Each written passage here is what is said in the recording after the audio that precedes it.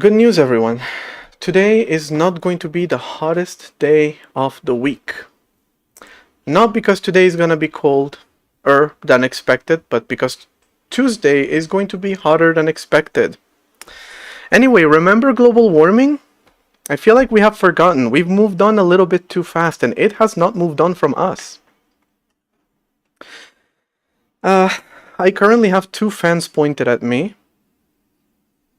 Not enough. But here we are. Hello, everyone. Alright. Hello, lolcat, swag, and blurry squire, and is that an L or an I? I have no idea. I-pin or L-pin?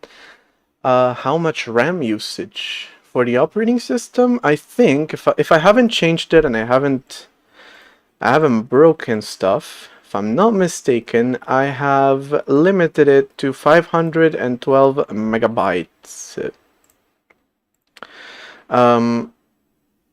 Which is, half of what a hello world in JavaScript requires.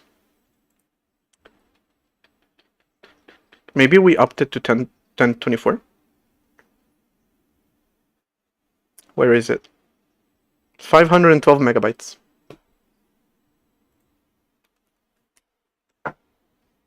I would like to see a JavaScript developer do anything with 512 megabytes.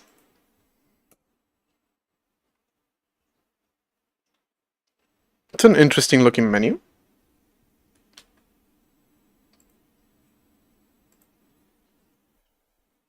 Holy shit, 16? 16 megabytes? That's actually very, very good. How much does Google use? I actually have never tested this.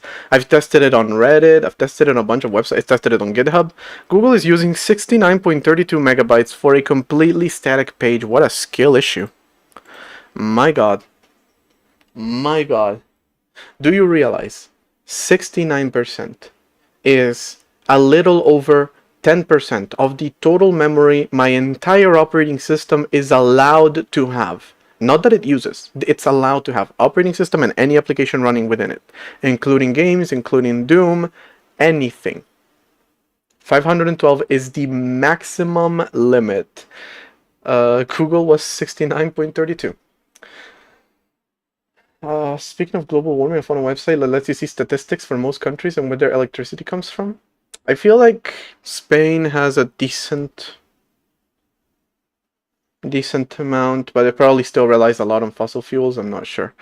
Twitch uses 512. To be fair, I don't have Twitch open, ironically. The one person on a live stream that isn't going to have Twitch open is going to be the streamer, unless they have the chat open. Do you have a link to that website? Actually, I'm interested now. I do have it open on my laptop though, so.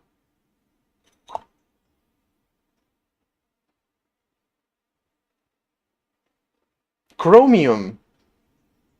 Holy fuck! Even taking a snapshot is ridiculous in Chromium. God damn.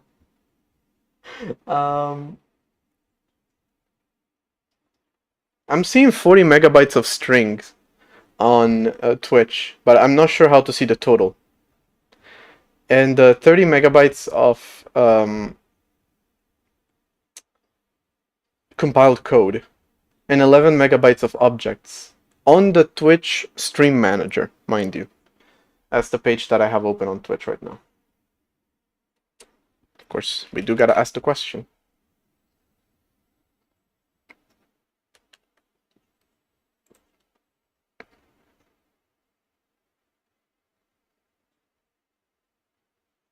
Google loves 69.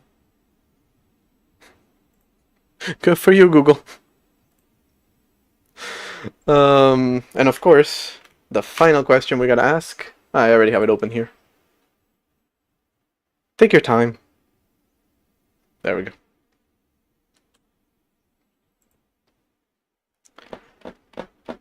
$51.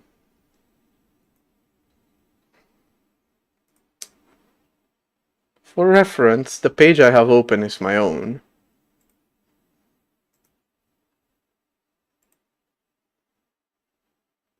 2.9 kilobytes. 2,973 bytes. It is a relatively large file. Actually it's not. It's not.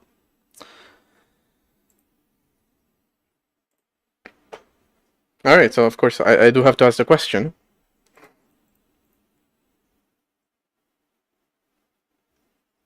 $69.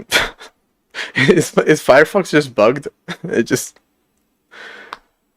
Few countries forgot the names, don't have data for 2025. Interesting. Alright, how do I change by country? Here.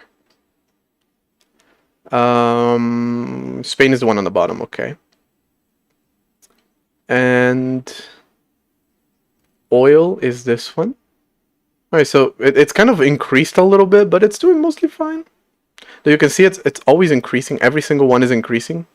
Spain is kind of decreasing oil. It's also decreasing nuclear. Well, that's fucking amazing. To be fair, nuclear, not exactly clean in that it does produce famously hard to get rid of byproducts, but it's cleaner than oil. Gas, solar. Yeah, you can tell oil is on its way down. Nuclear's kind of on its way down. Solar is on its way up. We're doing okay-ish. Okay-ish.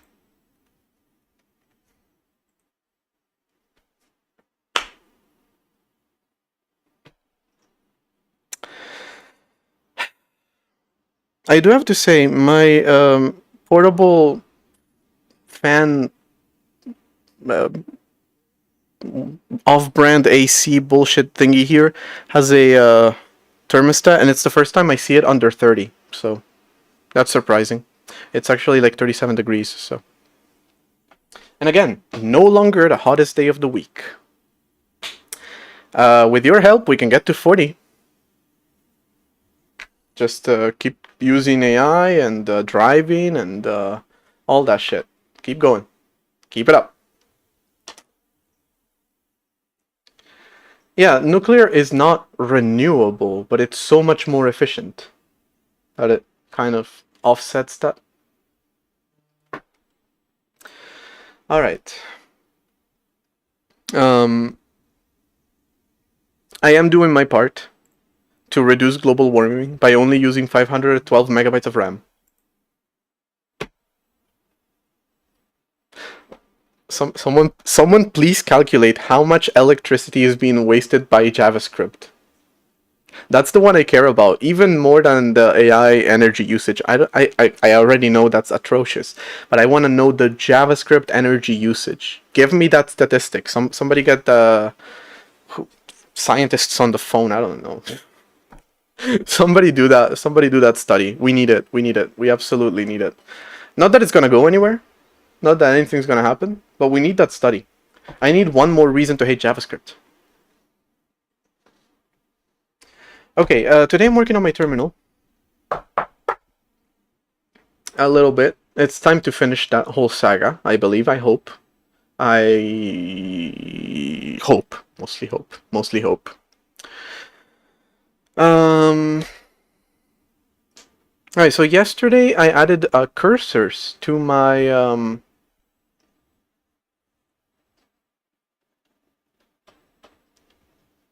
sorry, a message in chat that messed me up so bad. JavaScript as the terminal scripting language. No, thank you. Yesterday I added a few cursors to the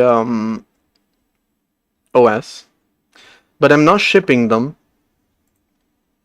They're not part of. They're not on GitHub right now because I am literally just like hard coding them in here, which is a really bad idea, by the way, because like the sprites that I used to make them are here. The BMP images, sure, you can just recreate them, but if these are the original files, so it kind of sucks. Don't mock me. I also very briefly tried to do path-based rendering of these things, and I gave up on that, so I ended up doing it with just very simple pixel art. So we did operating system development in ASprite.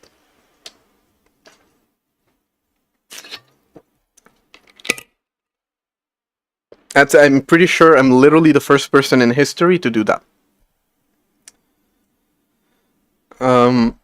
It's 64 by 64. That's the one that the GPU that is kind of wonky right now. I barely use it, so I haven't bothered fixing it, and I'm gonna have to fix a bunch of shit with it.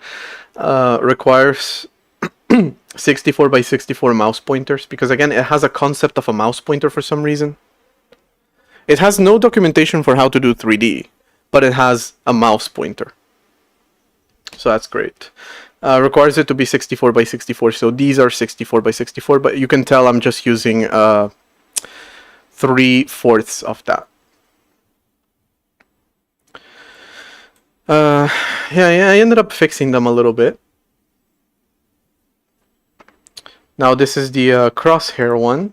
The pencil still looks like shit.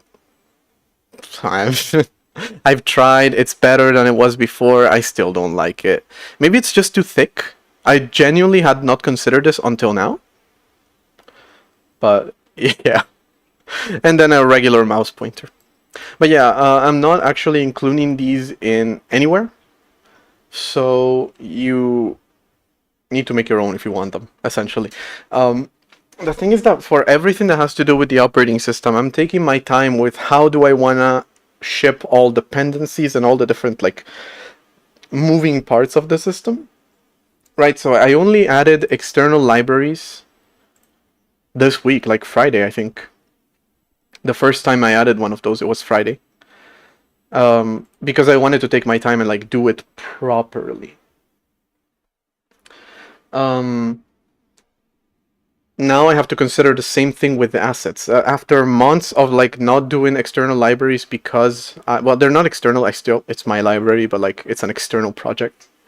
After months of not doing this because I didn't know how to integrate it into the OS, I finally have, and now I need to figure out how to integrate images into the OS.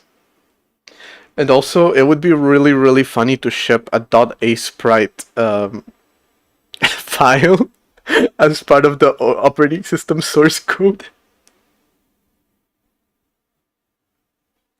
That's the Gen Z operating system, so I don't know what to say.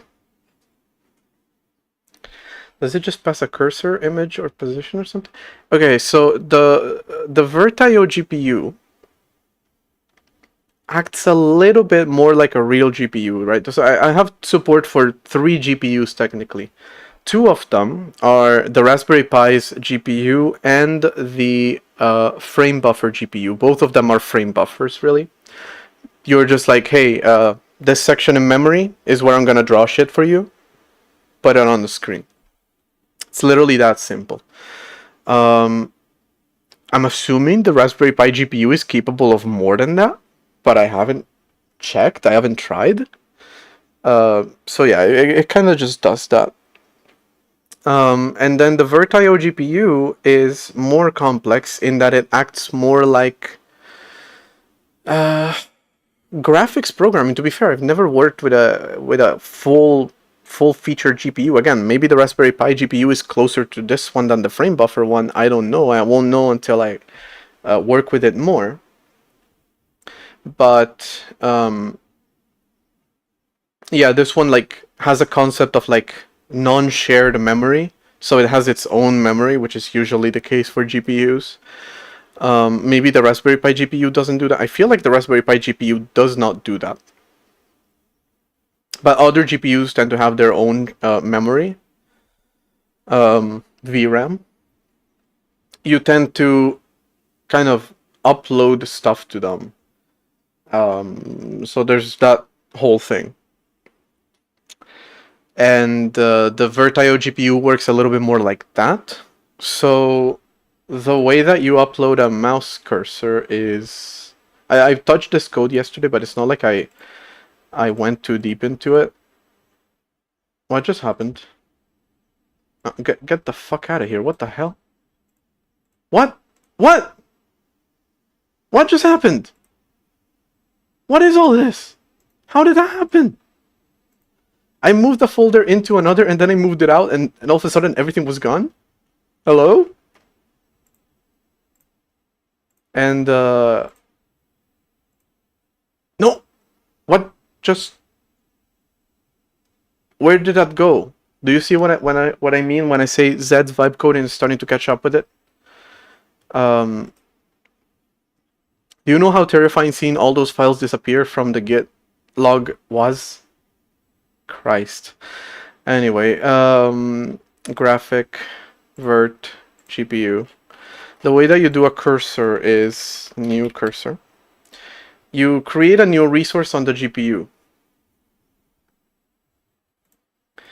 You create a 2D resource with that. First, you give it an ID. You tell the GPU, like, I'm gonna create a resource. Give me an ID for that resource. Oh no, wait. Never mind. This is an internal function. I'm just creating a resource, and I have my own logic for assigning an ID, always increasing number. Super complex logic. You wouldn't understand it. I create a resource in the GPU, and I tell it, this is the ID that I'm going to be using to refer to this resource, and this is the size of that resource, 64 by 64. And then I attach the backing, which is like, by the way, that resource I just told you about with this ID number here.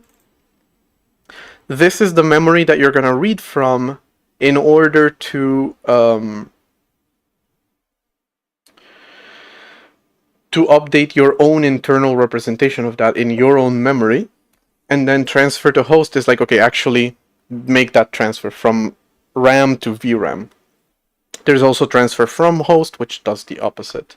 Right, so in that sense, it works a lot more like a traditional GPU. But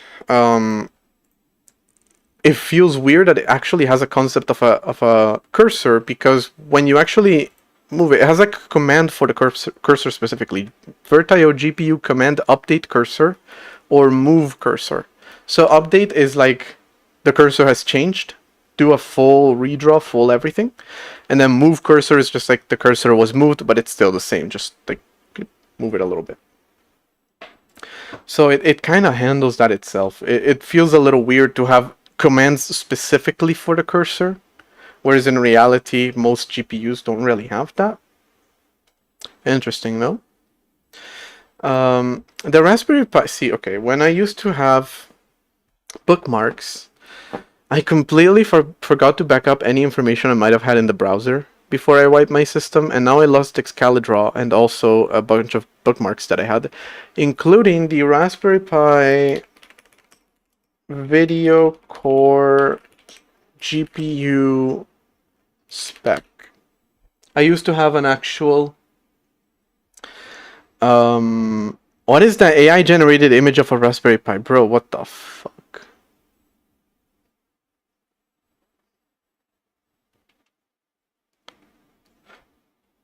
It has like actual documentation. And I used to have a link to it. Now I don't anymore. There's no, it's gone.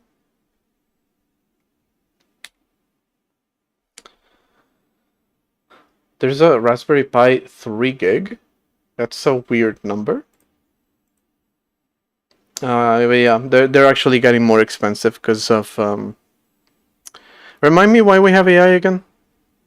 Remind me what the usefulness is to it, to the average person, or to the average non-average person.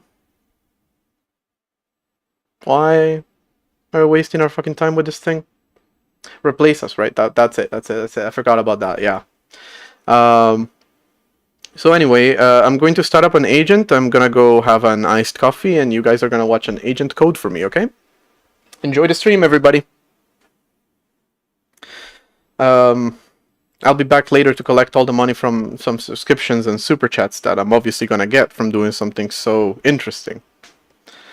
Right? Alright.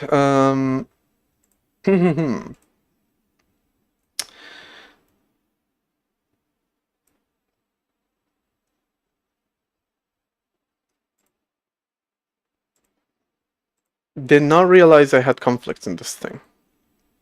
Alright, I made some changes to my build system. It is now officially a package. I learned how to do packages in Lisp, by the way. And fixed a few bugs. And tomorrow I want to do some more stuff with it, but the build system itself is finished. What I want to do tomorrow is different. Separate. Alright, that's enough of that, that's enough of that, and that's enough of that as well. And we're also gonna close all of you. There's changes in reggae. That's not good. What changes would those be?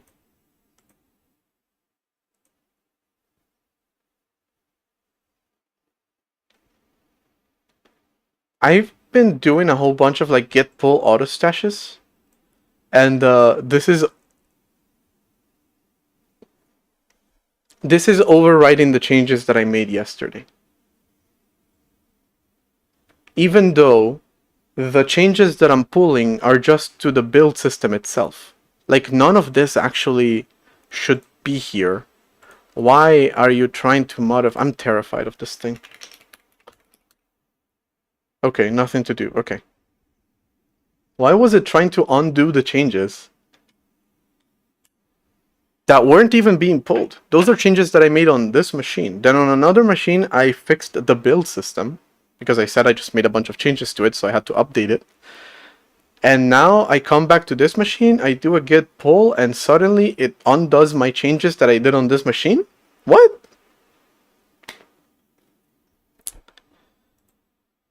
I don't know what happened there. Hello, Thomas. Alright, so, Oh,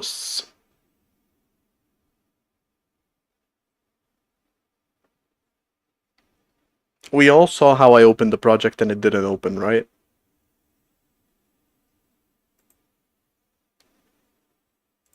It opened in a different window. It was probably already open. My God, Zed, fuck's sake. All right, I gotta work on my code editor. This shit is starting to really become hard to use.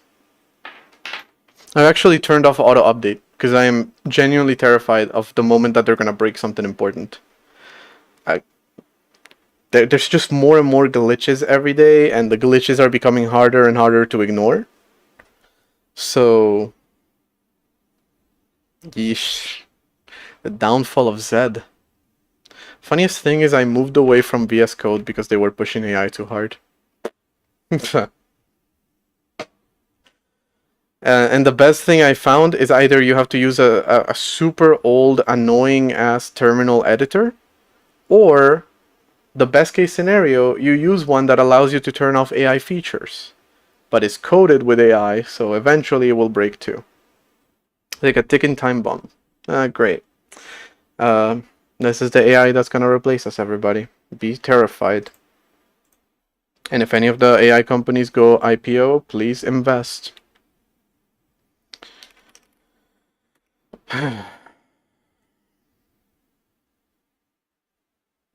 Anyway.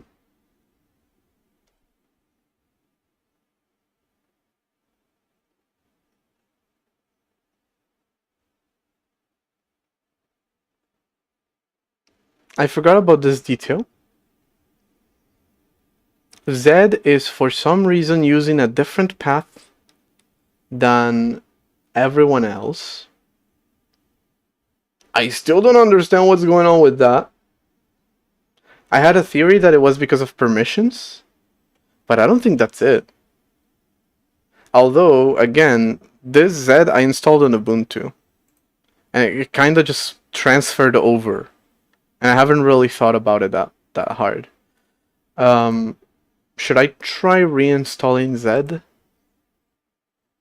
I should probably try to do that because it's gonna be really annoying to have to like configure it every time. Starting with, I don't actually have Zed installed on the command line, so that's already a sign. It's somewhere in my home folder. Just like, where though?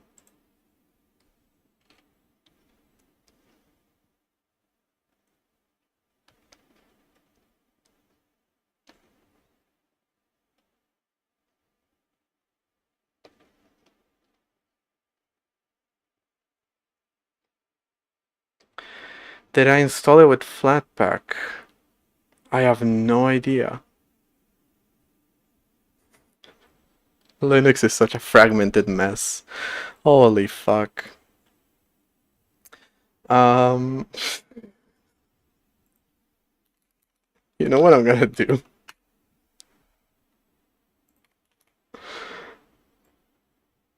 There.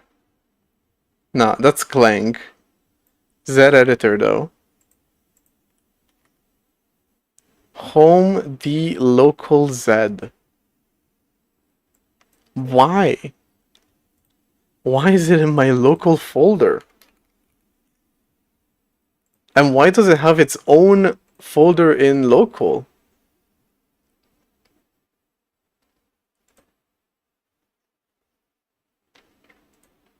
Alright, Zed. Just in case, I'm going to compress. Can I compress from here? Yeah, here it is. Compress to a zip file. How long is this gonna take? That's 2%? What the fuck? It's like a tiny folder.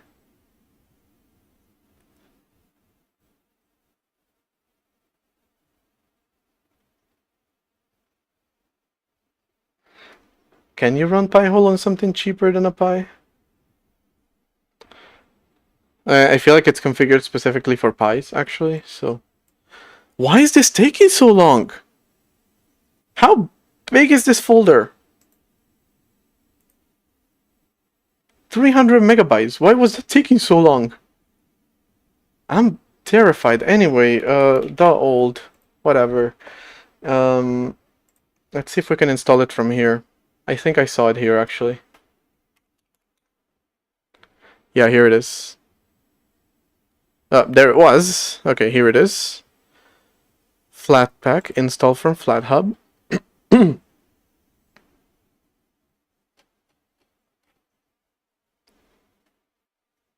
Actually, it makes sense that Pi-hole would work on a lot of things. It's just working on Linux.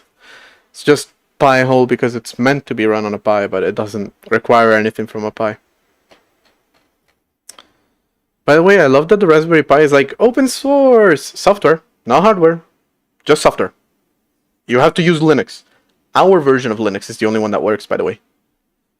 I think there's maybe a distro of something else that also works on it, but like, I don't know. Surprisingly, Z is 15 plus. I remember it being 18 plus.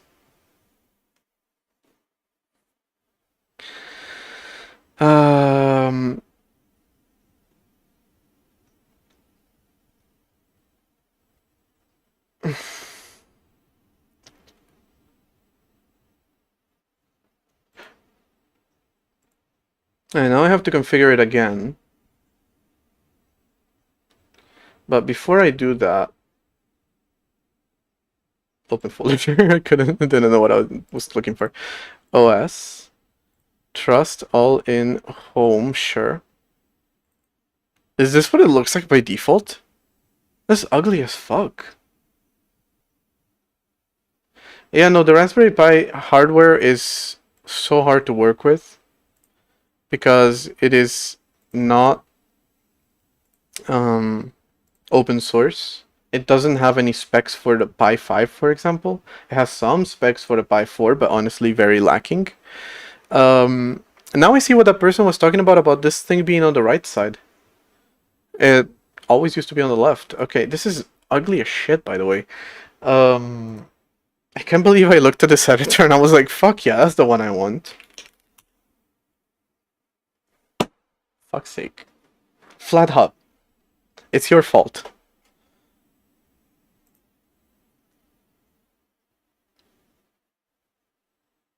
Okay, what am I supposed to do? Because this actually happened to me the other day as well. It has home folder access. How do I change that? Because it only, like, when I click, it takes me to this thing.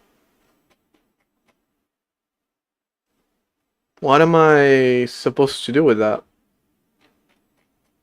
You need an app called Flatsy. Of course I need an app. Of course. You need an app to configure the app manager.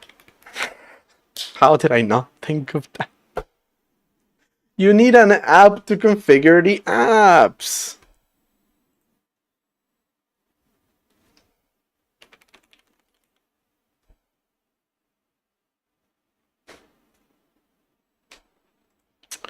how did I not think it's such an intuitive thing. I can't believe I oh, I actually did this thing like manually on OBS. I didn't know that I could do this. All right.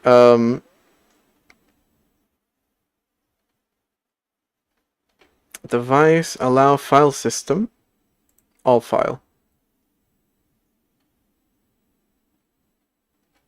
Okay. I'm assuming I need to restart it.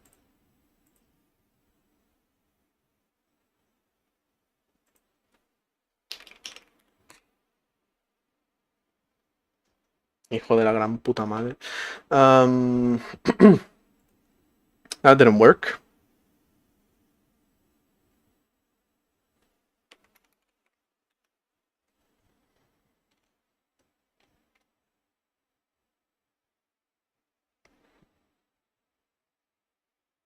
I'm assuming also this.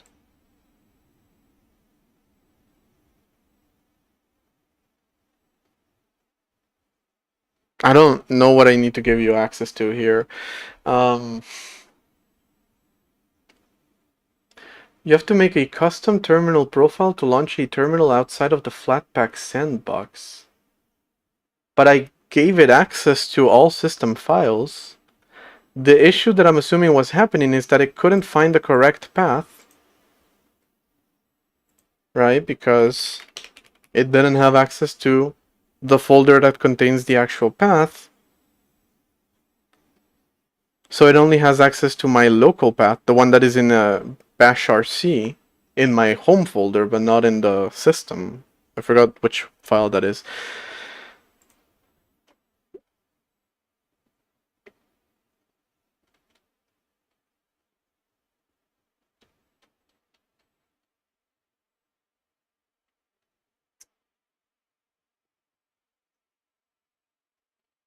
Look, this permission system makes sense. First off, why do I need an application separately to configure it, or I have to do it through the fucking terminal? Again, Linux. It is the year 2026. This thing exists. This thing called a screen is like 4K, which, by the way, this one's 4K, this one's 1080p. You should be able to handle these two at the same time, but whatever, that's a different story. UIs exist, and people love to use them. Why do I need to install shit separately just to be able to toggle a thingy? And why does it, even after I toggle it, not work? I am so tired.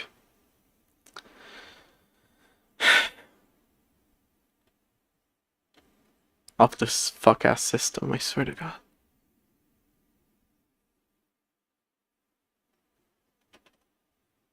Because, like, this permission system I think is good. This is exactly what I want to do in my system. But, like, you know, integrated into the system, not split into 10 different ways of doing shit. Anyway, I've given you access to... Okay, I'm giving you access to this thing now. Is that gonna be enough? Fuck's sake.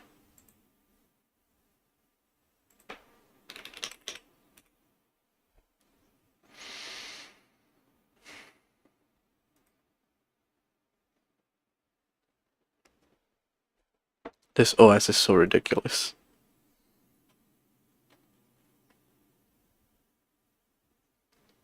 It is installed. The problem is that it can't find it because the folder that contains it is put into the path by a file that Zed doesn't have access to. So, because the path is like configured from like your home folder, but also like a system file. It doesn't have access to that system file, so it doesn't have access to the folder that contains DOSFS tools. Christ. Good lord.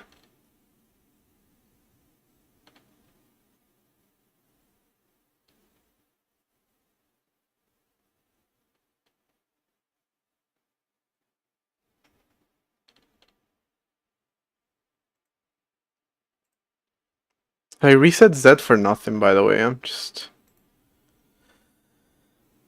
gonna...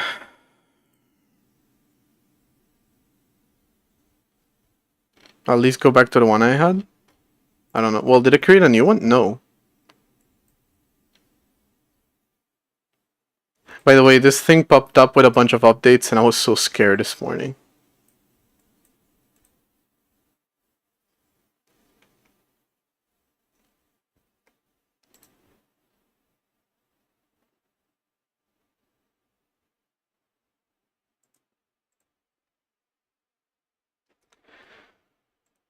Is there any settings inside of Z? This should not be this complicated.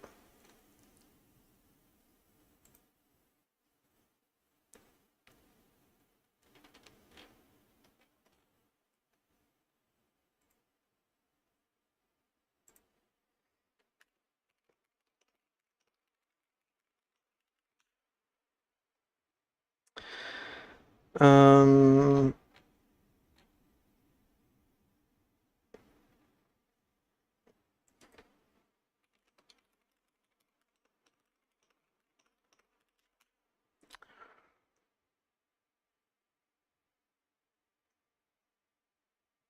I'm asking questions in natural language, by the way.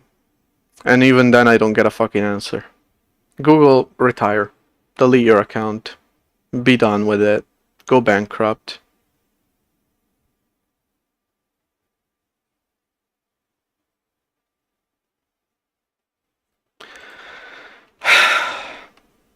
Path variable system file. I don't want bash rc. I want the one that the system uses to configure it. That is the one that Z doesn't have access to.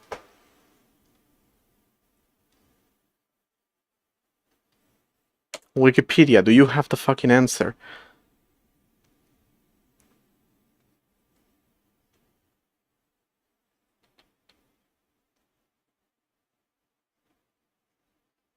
No.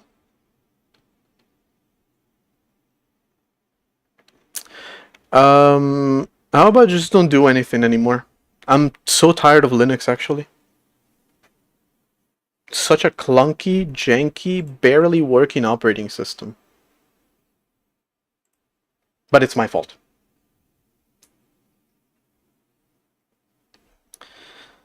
It's my fault because I am not a sysadmin, apparently. That's what you need to be. In order to properly understand all the nuances of an operating system that was created in the 1970s and not updated ever since. Well, an operating system design philosophy that was invented in the 1970s and not updated since.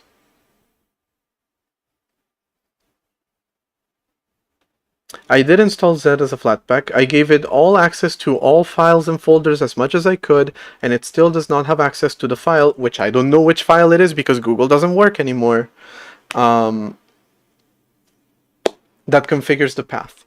Because the path is different on Z and on this fucking thing. The thing is, when my file permissions look like this, the problem is not Flatpak. The problem, well, it's not Flatpak permissions, it's Flatpak as a system. It's that this is not enough to apparently gain access to the entire system's files. Which, again, I shouldn't even have to do.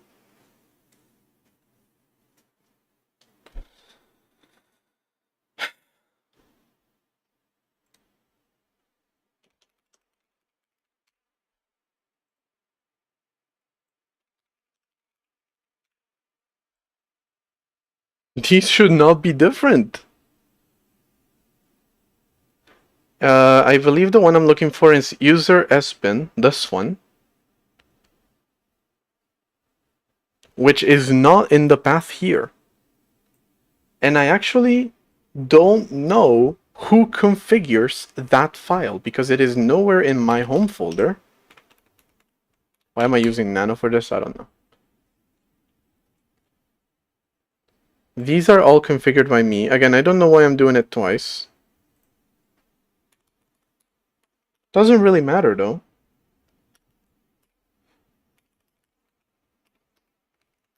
Oh, this one was added by an auto configuration.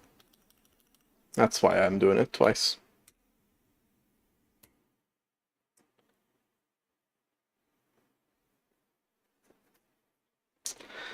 Well, the problem is that it was installed from Flatpak. The problem is that you installed it not from Flatpak. The problem is that if you install it with Flatpak, you then need to do this other thing. The problem is that if you don't install it with Flatpak, then you need to do it with this other thing. The problem is that if you install it from their official website, then you have to do this. The problem is that if you don't install it from their official website, then you have to do this other thing. Well, the problem is that this is a janky operating system that doesn't work. I don't know what to tell you, man.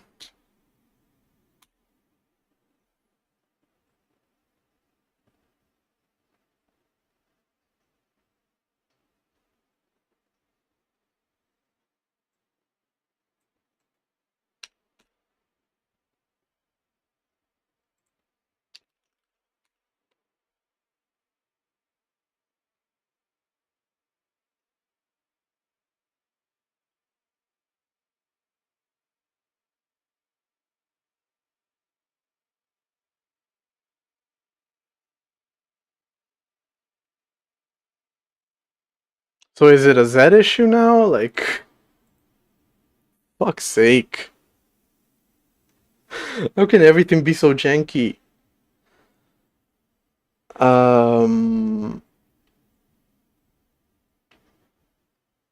Is partially sourced my bash RC.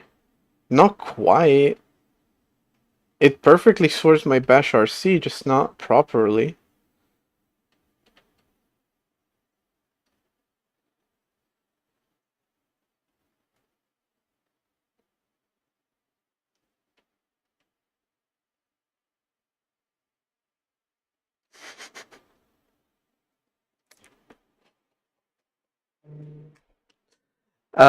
Is there any response to Tom Holland over here? Sorry, Toland over here? Added the bug issue type, changed the title, added more information, added more information, added more information. GitHub Actions. We're working to clean up our issue tracker by closing older bugs that might not be relevant anymore. GitHub Actions added stale. And Tom Holland closed it on November 19th, 2025.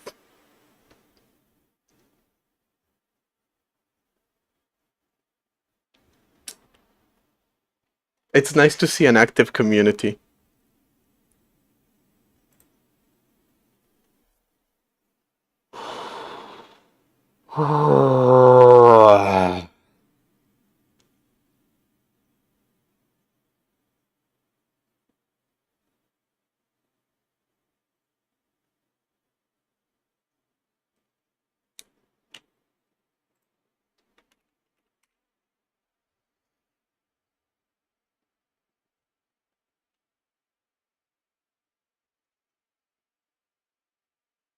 This, funnily enough, might even be the same thing.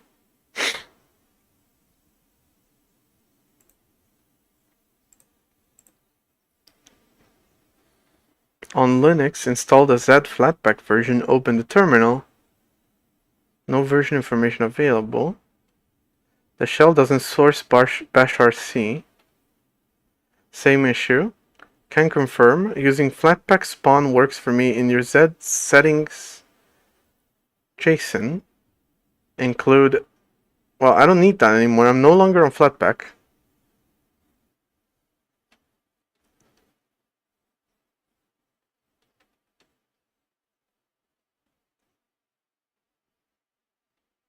I think, anyway.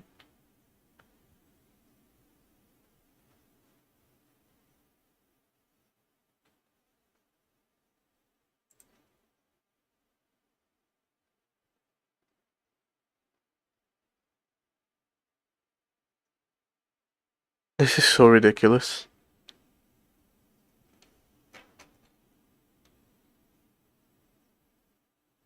This is not the same thing, okay.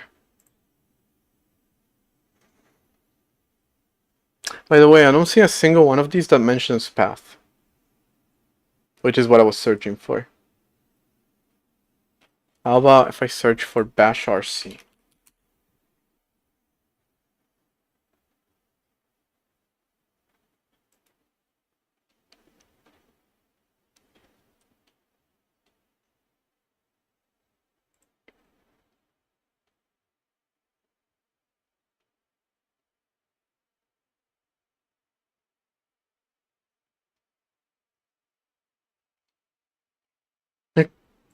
What is even happening anymore? I actually don't understand what the bug is anymore. It doesn't feel like a file permission issue. I mean, hold on. There I am.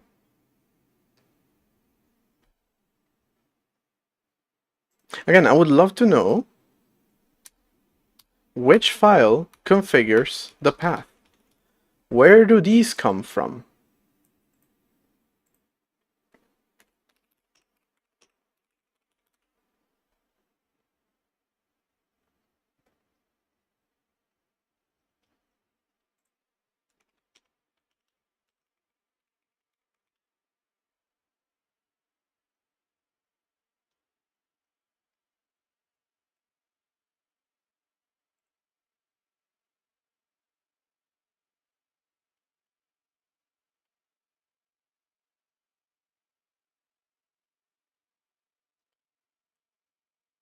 They're defaults, but I think they're put there by a file in the actual system. I'm not sure.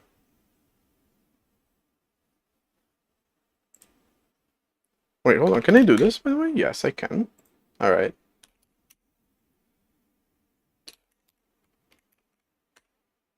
Not found still.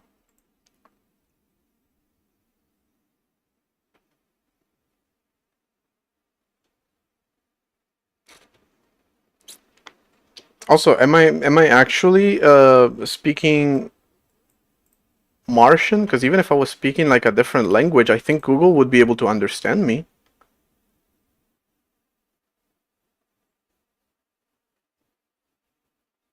Am I genuinely that bad at Google at speaking English that only Google can never understand what I'm looking for, or is Google that broken nowadays? And is also Z broken? And is Linux is everything fucking broken, or am I genuinely going insane? Which one is it? Because it's starting to get to a point. I spend more time debugging someone else's software than I've spent this weekend more debugging someone else's software than my own. I literally cannot even start a stream without fixing this every time. Linux is a bit janky, but consistently janky. Yes. Opened last week. Path does not load when opening a directory via Z. Well, that's. Are we thinking then that Z is fucked up again? That's fucking okay. Anyway, I'm gonna have to do this manually.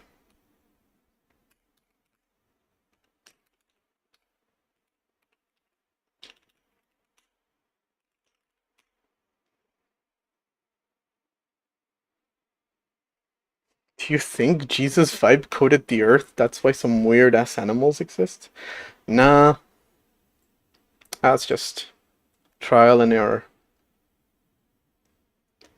Where path is defined, it's etc profile. Thank you! That is literally the question I was asking. That is the question I was. Thank you! Okay,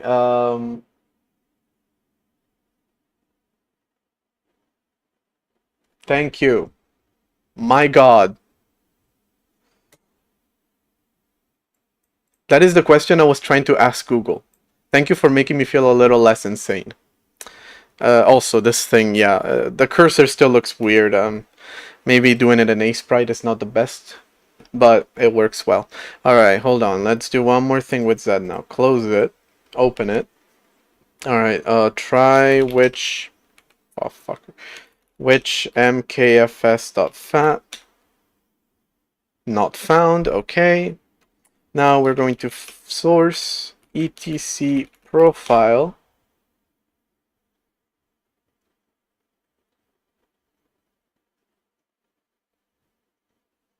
You see how it went white? And it still couldn't find that thing.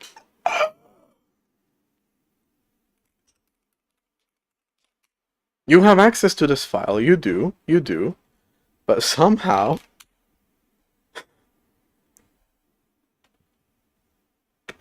This is where it's set, by the way. This thing is what was missing. All right. I think for the time being, I'm going to have to. Um, no, I'm not gonna open micro within Z because when I do that, it when I close it, it then closes Z.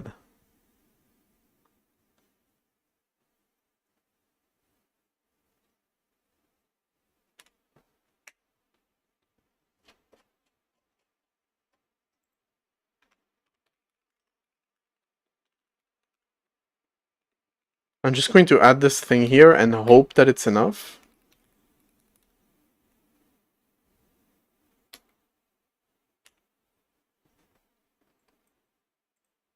So if I restart Z and I do which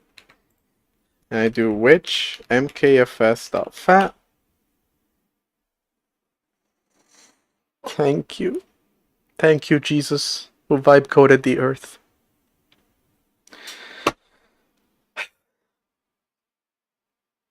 That's not enough.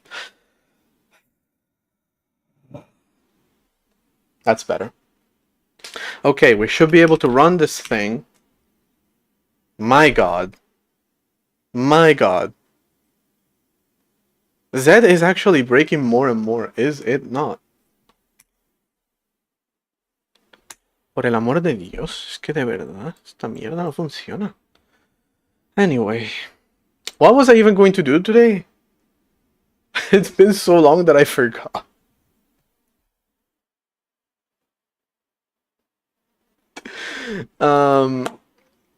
Besides cagarme en sus muertos. I was gonna work on the terminal. Yes, I was gonna work on the terminal. And there's an ad break in 4 minutes. So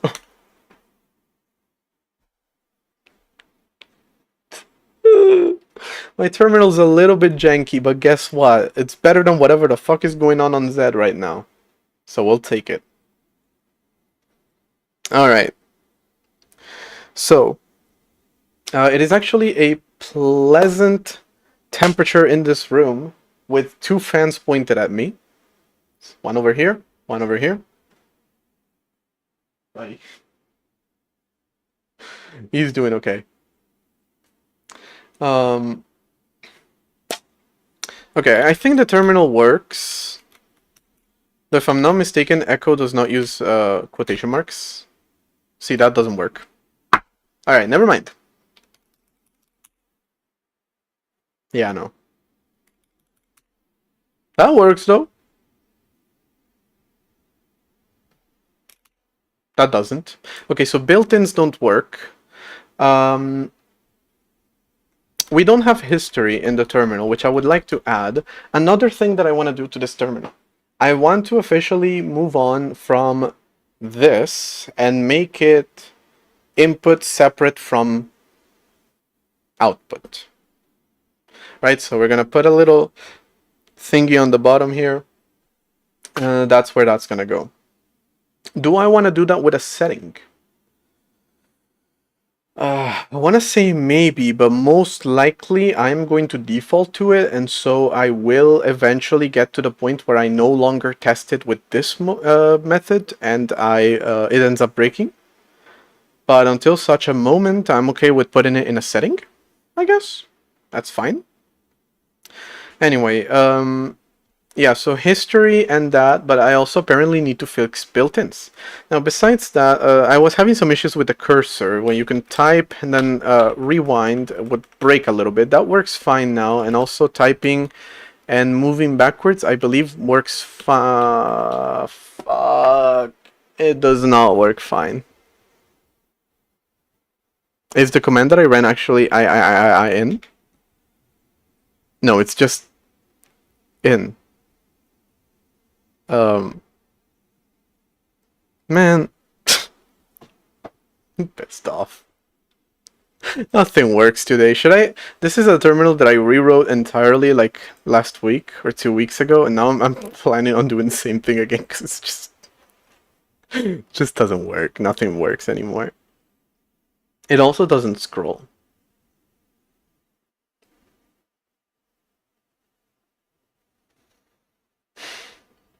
Yeah, rewriting this terminal has not exactly been the easiest thing to do. I guess that happens. I guess that's normal. Um, mm, anyway, I guess we'll have to fix these things one by one. I'm very excited about today's stream. I think we're in a result in but just as I said, it was actually a pleasant temperature in here. It stopped being such. But just turn that up more, I guess. If I'm not holding the remote backwards, see how that goes. All right, I'm gonna have to fix a few bugs. Yeah. What else are you gonna do about it? What are you gonna do?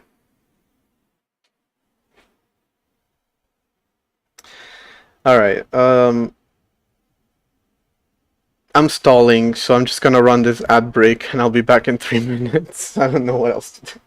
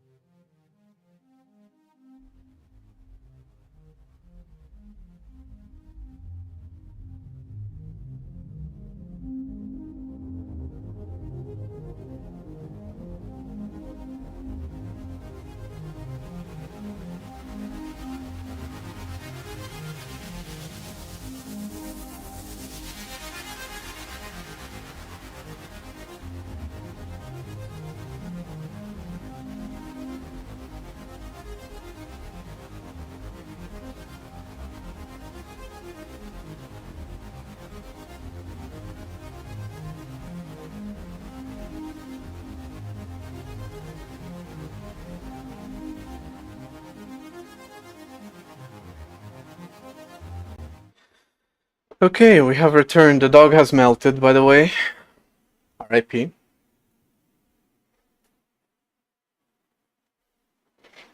Still alive. He side-eyed me, so that's how I know he's okay. All right. We're dealing with two janky-ass terminals. The first one is inside of Z. The second one is the one that I'm working on. Mine is not vibe-coded, which means that the code can be fixed. You just have to put you just have to put the effort in. That's it. That's it. You just have to do the damn thing. You just have to get off your ass and work. So we're gonna be doing that. Why isn't coding just writing code that always works? Who invented bugs? Who's the fucker responsible? First bug was actually like a literal bug. It was like a fucking cockroach or something, I don't know.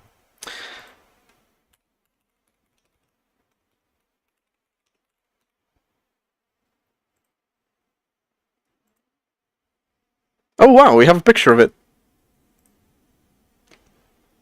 It's like a moth? I can't... Yeah, what, is that a moth? I guess it is. Yeah, a moth was trapped in a Mark II computer at Harvard University, leading to the term debugging. Well, like a moth to a Mark II computer, bugs love my fucking code. Alright. So, the terminal has a few issues, but again, I keep thinking, do I want my terminal's input to be separate from the terminal's output? Essentially, the input always stays on the bottom. When you open a terminal, usually the input is up here. And this shit is not working well for me. I don't really see a reason to have it separate from it. And again, I want to add it as a setting. You can have it on, you can have it off. But I am not willing to maintain the one in which it works fine, essentially. Fuck it. You know what? Actually, kill 2 moths with 1 Mark II computer at Harvard. I'm starting to lose the analogies here. Kill 2 birds with 1 silicone chip. Somebody come up with something, I don't know.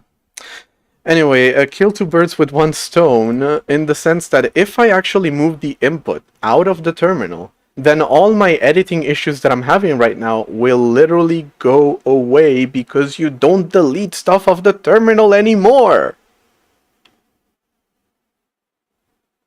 Always having it on the bottom would be good. Okay, no offense towards you, but I don't think you have probably given it a lot of thought. Neither have I. I'm not saying it in the sense that there's something that you're missing. It's the sense that, like, I feel like there is one use case, or like one reason why this seemingly obvious thing has not been done. I don't know. So I feel like we're rushing into thinking this is a good idea. But since you're agreeing with me, I'm agreeing now. All I need is one person to agree. There can be 99 people in the room and nobody agrees with you, but one person agrees and you just go along with it. I'm actually not making it a Boolean. Okay, so we're gonna have a separate input for the terminal. That's it. That's it. That's it. That's it. That's it. That's it. That is all we need. Terminal just acts as a printer. Input is separate. All right.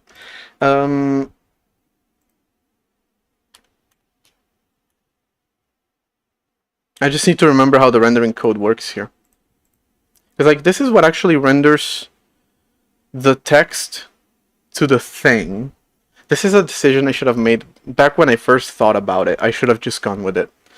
It would have saved me a lot of issues. Again, I feel like there is this major roadblock coming up.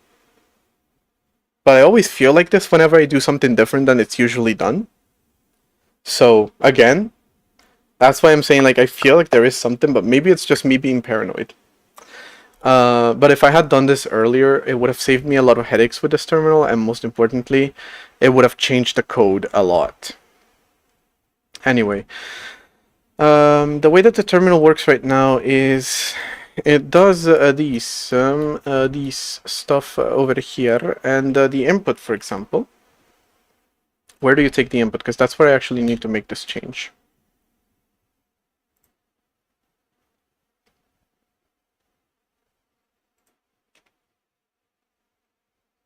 Okay, the input buffer. I don't know why I can't find it. Handle input. Okay, it's literally right here. Okay, so create it, write to it, and then don't put in here. Don't put in here. Instead, I can literally just do a refresh input. Actually, hold on. There is one thing I'm not considering, and it's like where. Okay, here it is. No, like the actual like commit context here. Okay, you're drawing, never clearing.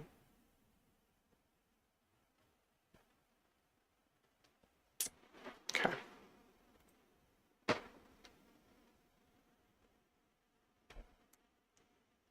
Okay, so this code was very much written to handle the terminal as a whole thing, not two different things. So that is kind of going to be a problem. But not really. First off, we're going to change this screen rect to be that minus line height for this value.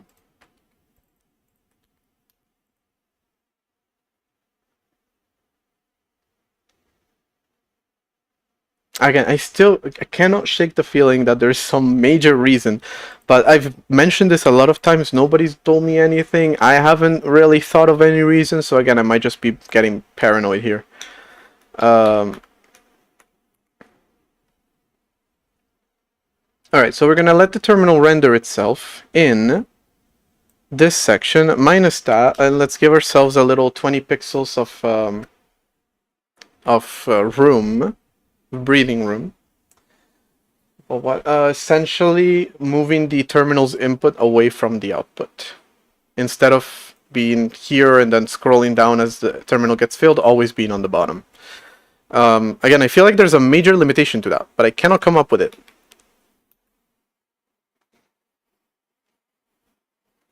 So far, people have said, yeah, that sounds like a good idea, but I cannot shake the feeling that it doesn't.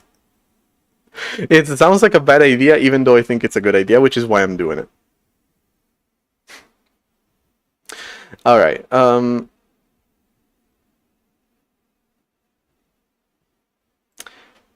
I think, first off, I need to check that,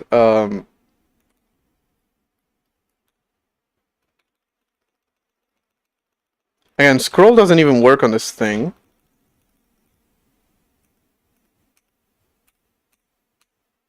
I can't scroll or do anything anymore.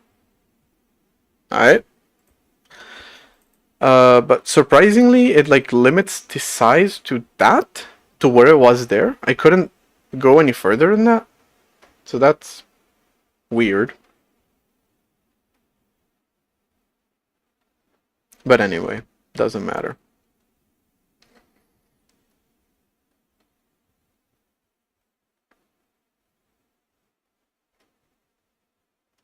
Why do I feel like rewriting the whole thing again? No, I don't want to rewrite the whole thing again. It's just that I did like 2 days of development worth of this terminal being able to render everything at once. So now I need to undo that.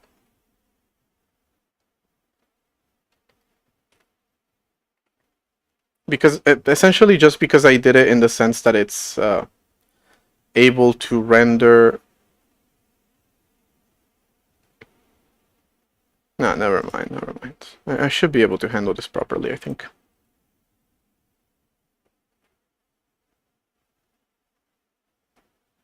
Alright, so refresh input is the name of the function that I was going to write.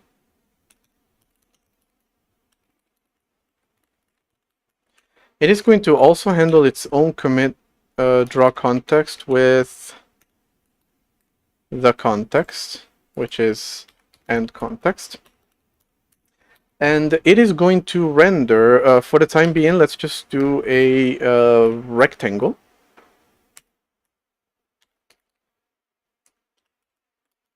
Starting at 0 on the x-axis, then context height minus input height, which I'm going to create in a minute.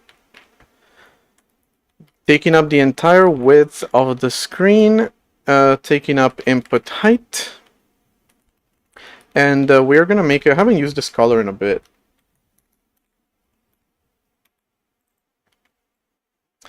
Alright, so I'm gonna need that, and this is gonna be input height.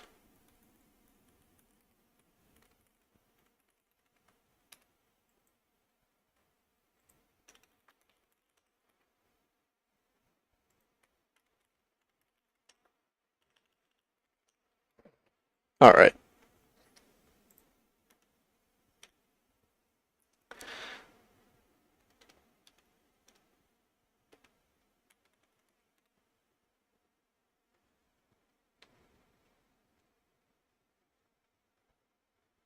Am I doing something weird to the size of the screen?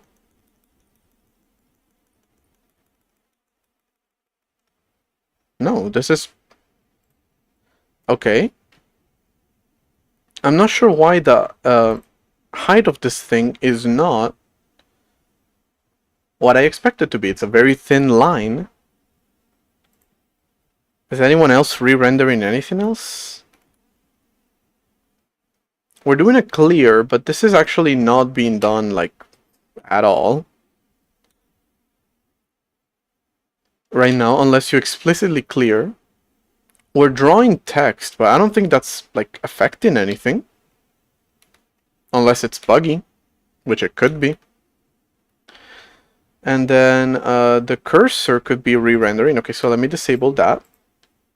And see if now the thing is the right height or not.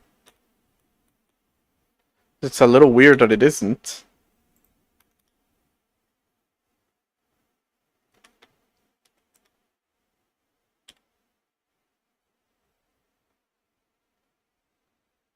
Are you using like different heights for this thing?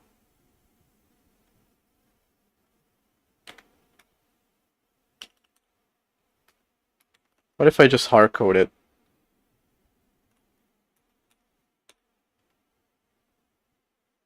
Interesting. Okay, that works. That's exactly as I expect it to be. But what's happening here?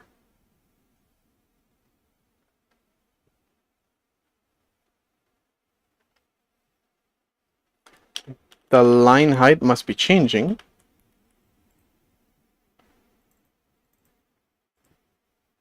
What if I hard code the scale? Is the scale changing?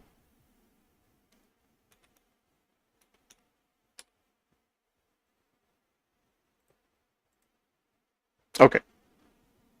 The thing is that no matter what this calculates, it should always be at the bottom. Even if it's a very thin line, it should always be at the bottom, but somehow it's not. The problem is that this function just calls char size, which is a simple calculation, and then line spacing, which is a simple calculation. You're literally just doing very basic math here. For that matter, the math, I can even hard code it. Char size is 8 times the scale. That's scale is 3, I think I said it. So that makes it 24. And then this one is 2 times the scale. That's 60. So total of 30. So that would make the input height 10.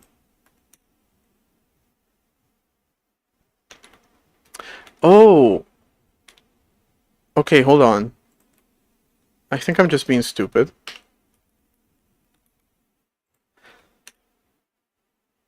Probably the negative there and another math operation were messing things up, yep.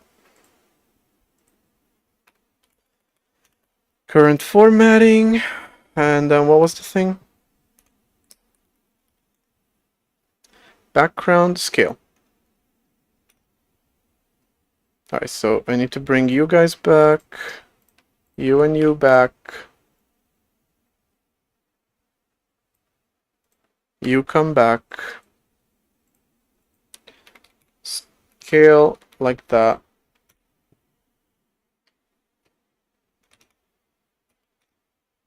Okay, so that's where the input is going to be.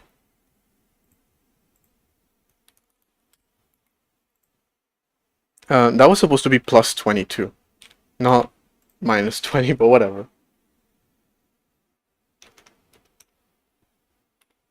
Alright, that's going to be our input it's gonna go there. All right, and this is gonna be input margin times 2. Define input margin as 10. All right, so that is where the thing is going to go. And then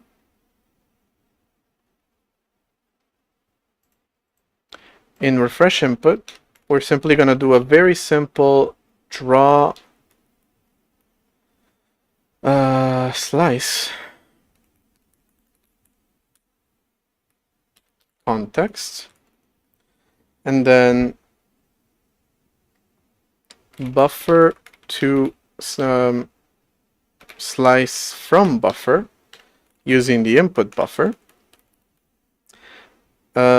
Location on X 0, location on Y is context.height minus input height plus input margin. Scale is going to be current formatting scale. Although I shouldn't be using the current formatting because that's for output. But it's okay for now. That should be a separate thing.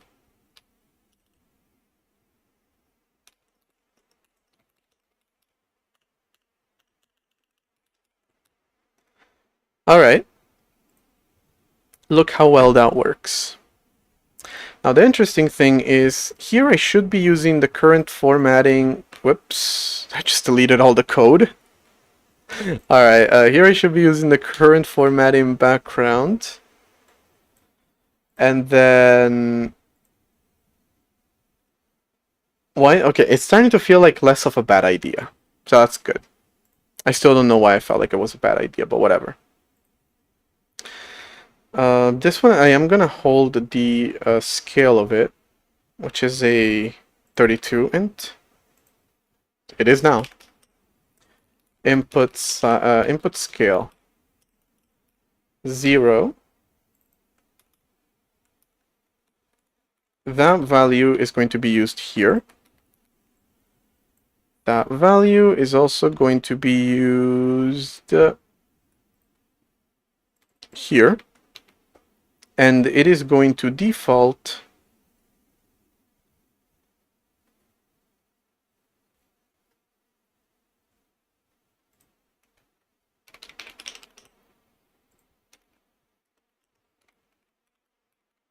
to this.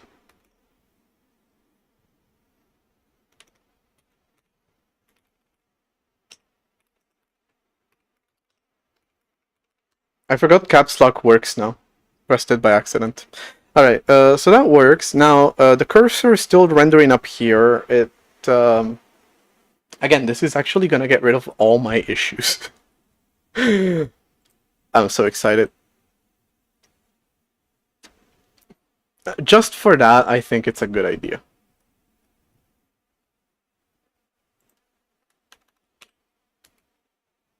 Although, now we are no longer writing to the terminal. But no, I think I can still run commands. I should still be able to run commands because they're actually taken from the input buffer. So it should be fine. What's a command that actually works though? Read console. There you have it. There you have it.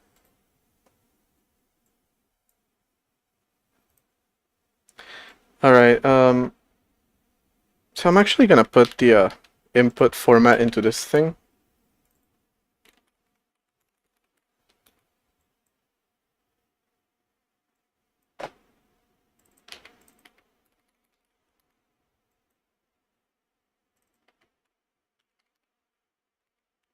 That way I can also have an input format foreground and an input format background.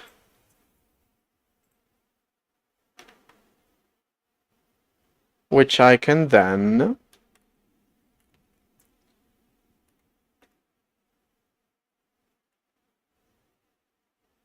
where am I setting this thing's background color? Okay.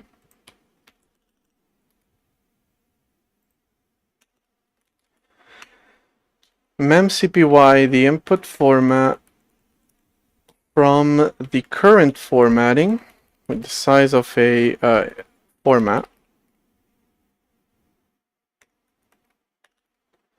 That way I automatically use the default formatting of the terminal for the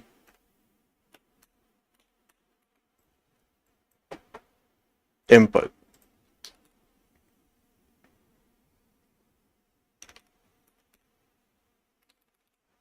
Okay.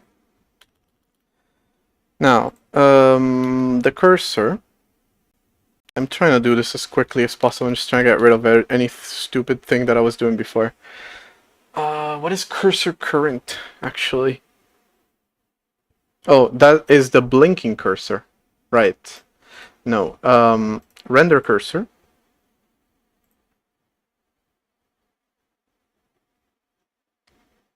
No longer this.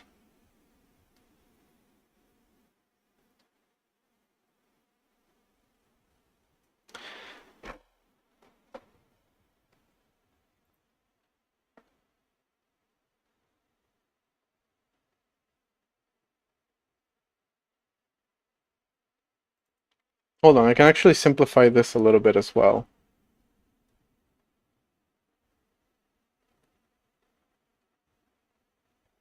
I'm just gonna be redrawing the entire input line every time the cursor moves, and if you don't like it, you can leave. Because it's... No, actually, the previous terminal was doing that already, so it's fine.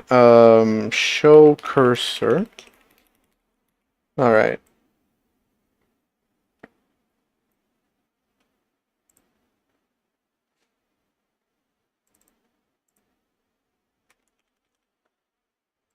That way I can get rid of all these calls to render cursor.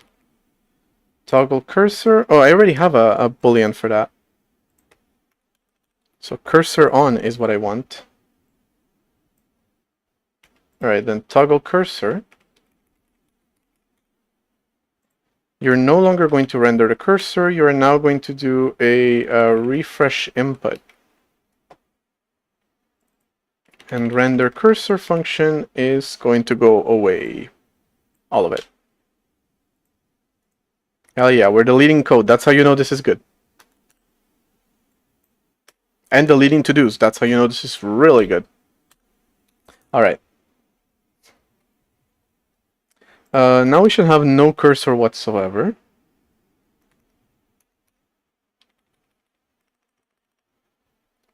Good. And even though I am not doing anything to re-render the cursor, not to re-render the cursor, but like to delete, right? When I delete, I'm not actually refreshing the input. I haven't done that yet. It's just a function call. It's going to take me a second, but I haven't done it. But it happens because the cursor is toggling, and every time the cursor toggles, it re-renders the line. Also, about re-rendering the entire thing, this is a media mode UI, so it's kind of supposed to. It's just that the other one, well, it's actually not immediate mode. No, it. The thing is that it is immediate mode, in the sense that it re-renders everything every frame. The issue is that it doesn't clear the entire frame every time. We don't even call clear anywhere right now except for in the main function and when we explicitly want to clear the entire terminal.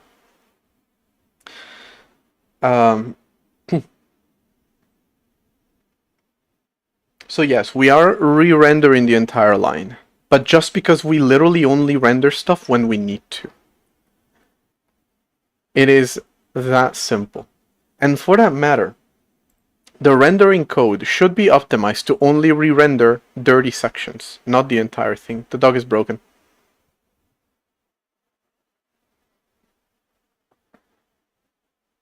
Fee. That hasn't happened in a bit. Alright, okay, let's actually re-render the cursor now. Now there is a problem, kind of. It's the fact that moving the cursor used to actually scroll through the text. Now we don't really need to do that anymore. But we need to keep track of where we are with the cursor. Well, so we do need this function, but we essentially need to do this. Literally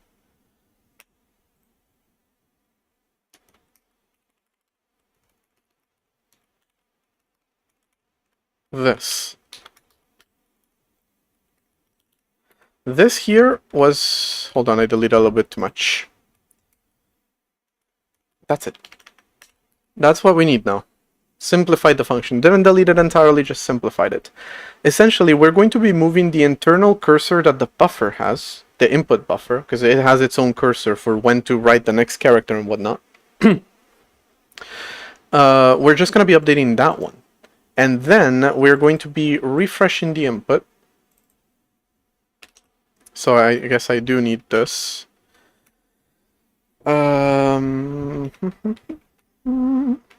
Return true, because the input system needs that, but refresh input. Return false otherwise. And just move this function over here. All right. And then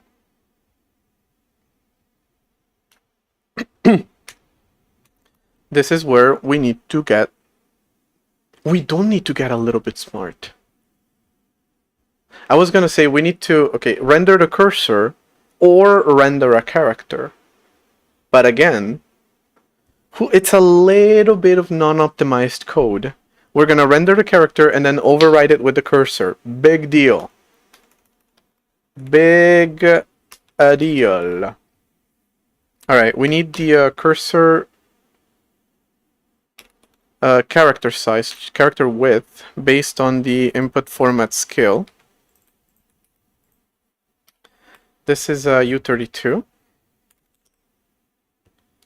Char width. We need that. Char width times the input buff cursor. Render here with the size of the cursor is going to be char width, and input height without the input margin, and its size is going to be its color is going to be the color of the text. So we're literally gonna render the entire string, then render the cursor, and if it just so happens that the cursor is on top of a character, we're just overriding that character. This is the best decision I've made in my entire life. This is literally life-saving code. Mental health saving code at the very least. Hello, there's the cursor. It's not going away because I forgot to put it on a on an if statement.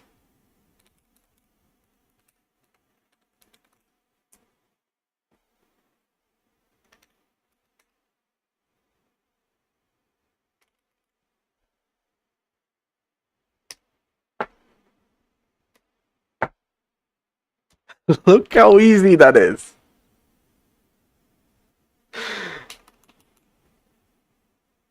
Okay, deleting is still having a few issues, but so much easier to fix now.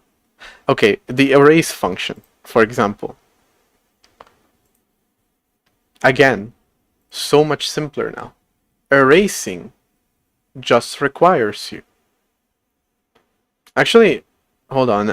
That other function that I just rewrote, this one,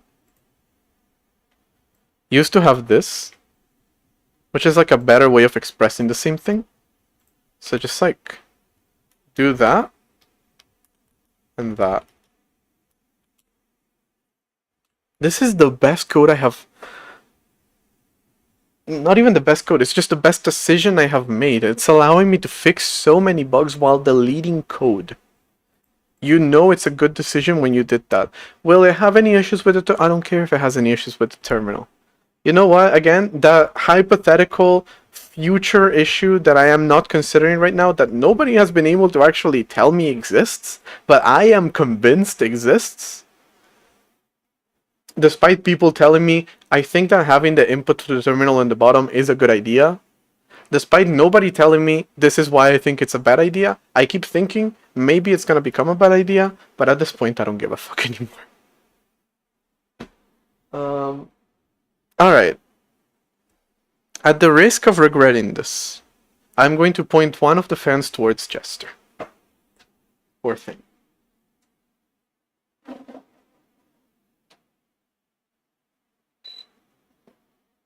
Hopefully that's better too.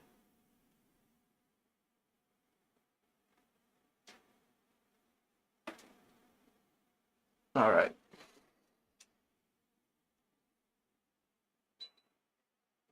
Let me know if that's better, Just.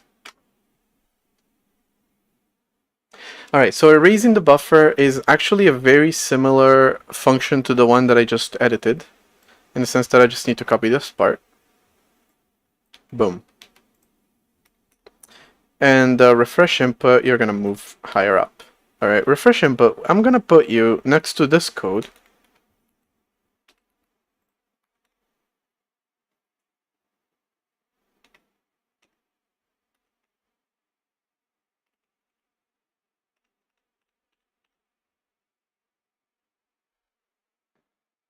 How amazing is that? How amazing is that?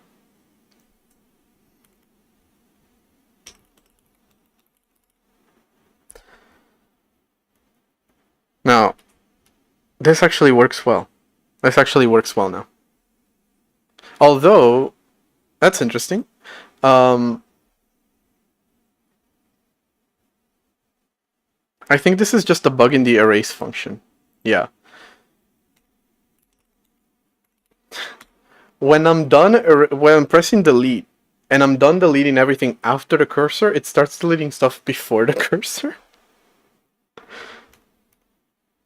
If we are going forward, and the input buffer's cursor is bigger or equal than the input buffer size, return false because you didn't actually delete anything. Right, so stop deleting when you're done deleting. Alright, there we have it. Do you see how easy this has been? This has actually been pleasant.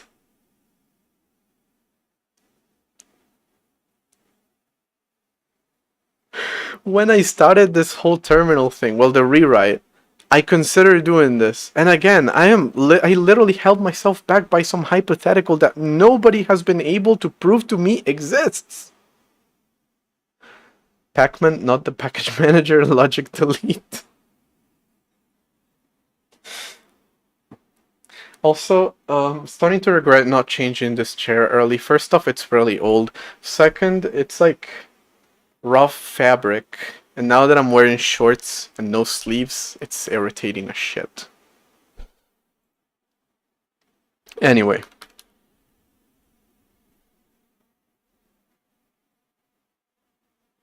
Man, got it a little bit stronger.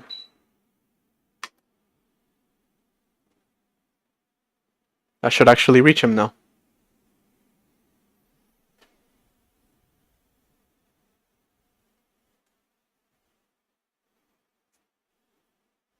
Okay. Now, I do have to delete this thing because I no longer need it. It doesn't really make sense anymore. It would make sense at the beginning of the string, so I can just add it there. That's the interesting part. I can just add it there if I want to, but I don't really need it here. Though I should have checked for the string version, because now I have this. Alright, we're gonna add it there. Refresh in the put. Where are you? If I'm not mistaken, actually, yes. This should give me a GPU size, right? So I am going to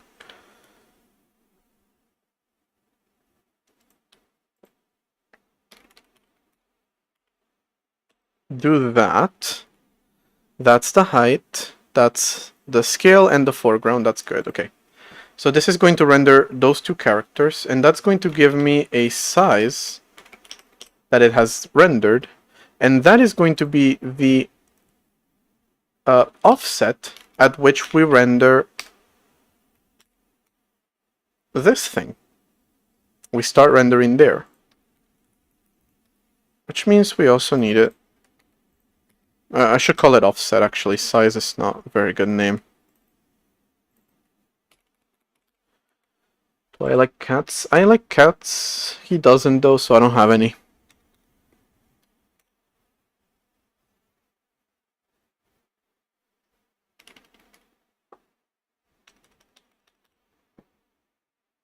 Isn't that amazing? Isn't that so amazing?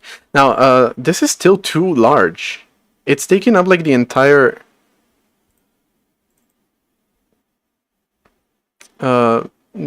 height of the thing. That's not okay. A cursor should only be taking up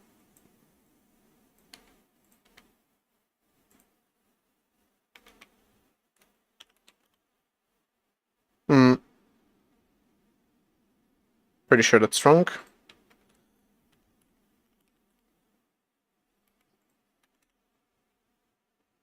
Could cause problems with TUI programs or other programs like the Python shell.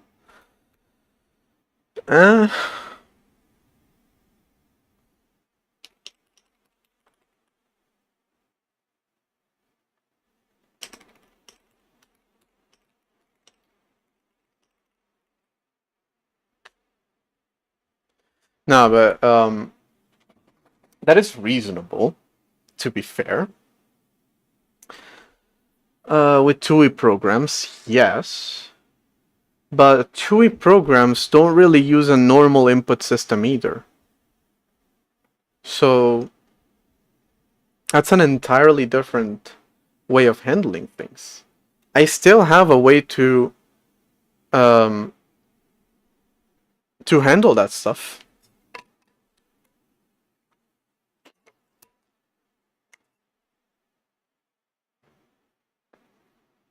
Moving the cursor and making it do things, I can do that.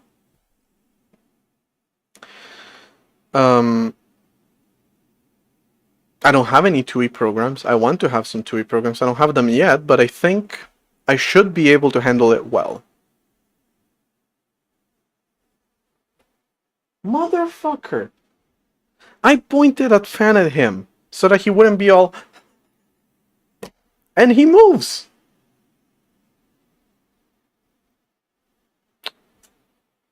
De verdad, ya ¿eh?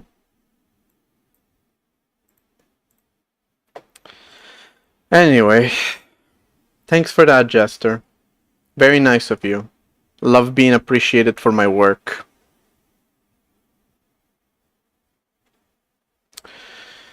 Well, I'm gonna point the fan back at me.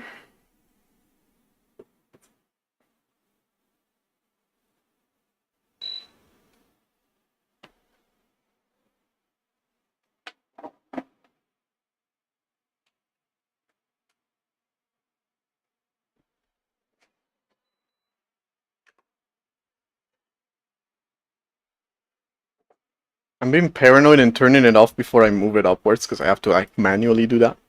But yeah. Alright. Well, you ungrateful literal son of a bitch. You don't get a fan. That's not an insult, it's just a fact. Okay. This is the best decision I've made all year. Unironically. It's absolutely the best decision I've made. At the very least, all month.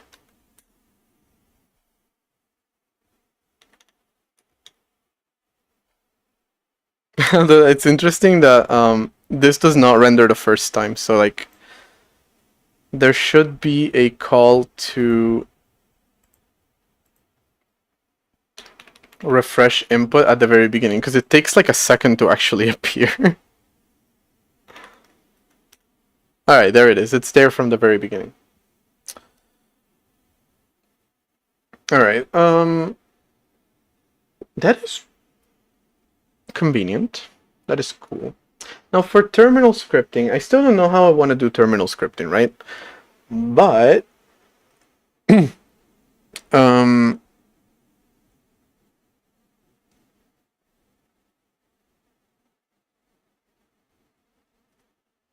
where was I going with that? Just for typing commands, like sometimes a command that you're typing can get very long. Like if you're doing like cat some file and then you want to grep that for a name and then you want to, I don't know, do something else and then you want to do something else and then you want to do something else and then you want to, if you get to the point that this, look at how big this terminal is. If you get to the point that you're doing this, you might want to consider maybe writing a script for it, but you can handle it. Now the problem is mine does not handle that at all. So if I type a lot and make some typos and do this and so on and so forth and blah blah blah, then this happens. It just goes off like that. So it'll need to scroll as well. Whew. That is a separate thing. Let's be so honest right now. Even the normal terminal doesn't scroll. That one's slightly more important. So I kind of just want to commit what I have so far. Most importantly, I've been working on a new terminal branch for a while because the terminal has been unusable for a bit. So I didn't want to commit to main. But all the changes that I've made, even unrelated to the terminal, have ended up on this branch. So kind of want to fix that. Separate input from output. Watch that commit be a historical commit.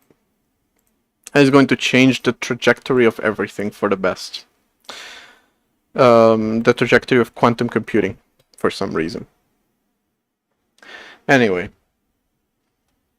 What else do I need to do? Right. Okay, so I want to focus more on usability of the system than on visuals right now. So there is also like history I want to handle, but that is a different story. That is a separate story.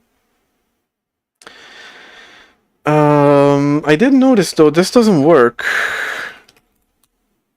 It prints here but not here, so that is a problem. What is...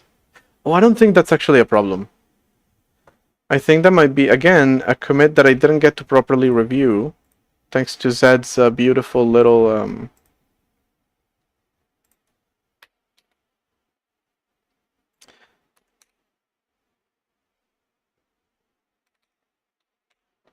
Git editor. Okay, so that wasn't a bug, it's just that when I was debugging the terminal, I was printing a bunch of stuff, and that stuff was being printed to the terminal, which then messed up the terminal, which then, you know, it was a mess, so I disabled it, and I committed it by mistake, so that explains a lot. Alright. Do we got anything else?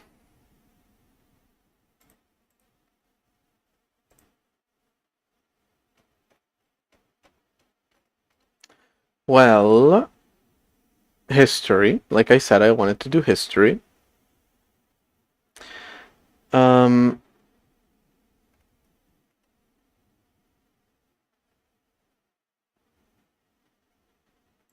I should be able to. I'm going to include a data struct stack. And I'm going to introduce this stack as the history stack. Could I make it, I wonder, a file system thing? Technically that's possible, but it shouldn't be necessary.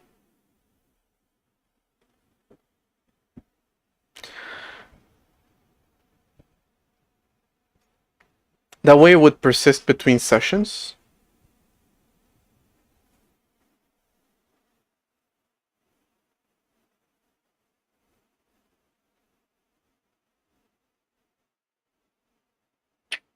Bash does it with a file. I figured. I want to do it with a file, kind of. Because I have a literal file system that works with that. All right, let's give that a try. Well, now not gonna back away from a challenge. All right, so what changes do I have by the way? Oh, just the fact that I added this. That makes sense. And then I still need to add like the whole structured data thing and whatnot. The terminal currently doesn't handle that. Although, hold on. There is a thing I need to test. Hello, Peter. Data test. Okay. So yeah, this here is the way that you control the terminal. So you move the cursor and whatnot. This is the actual output cursor. It's just separate from the input cursor. That one still stays the same. It's just that you don't modify it by directly typing. You modify it. The program modifies it. Except right now it doesn't. I need to port that, but that's not really what I wanted to test. Data test has two behaviors. One of which is the TUI type of program, and the other one which is the structured data type of program. No, wait. No, okay. No. This is what I wanted to test. It's just that it doesn't actually do what I wanted it to do. It was supposed to draw a smiley face instead of just prints the stuff because the terminal doesn't really know the difference right now. I'll add it in a bit. It's probably just copying and pasting code for parsing that stuff. Today we are working on the terminal. I've made the best engineering decision of my professional career. The terminal's input is separate from the terminal's output. I am starting to get rid of that weird feeling that maybe this is a bad idea, and now it's starting to sound like a really good idea because it fixed literally all the bugs that my terminal had. It was super buggy 30 minutes ago? 20 minutes ago? It was insane to the point that I wanted to start over. And now look at it. Now look at it. It is so beautiful. No, it just works. No, it just works. It just works. My God. My God. Oh my God. Okay, actually, yeah, before I do the history thing, which I want to make it file system based, that way it persists between sessions, even though the file system doesn't get saved to disk or anything, so it doesn't persist between reboots of the operating system. That's not a big deal. That's fine for now.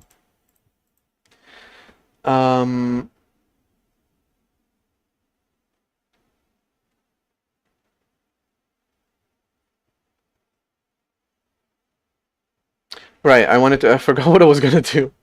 I wanted to port the behavior of the terminal. So like, um,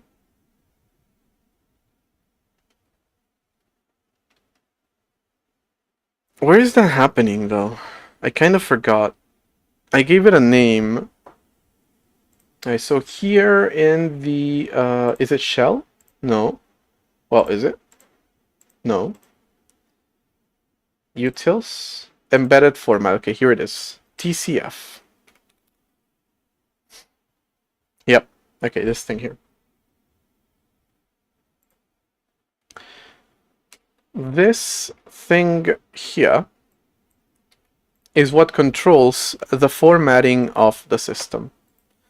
Hopefully I've written modular enough code that the actual amount of stuff that I need to do is small.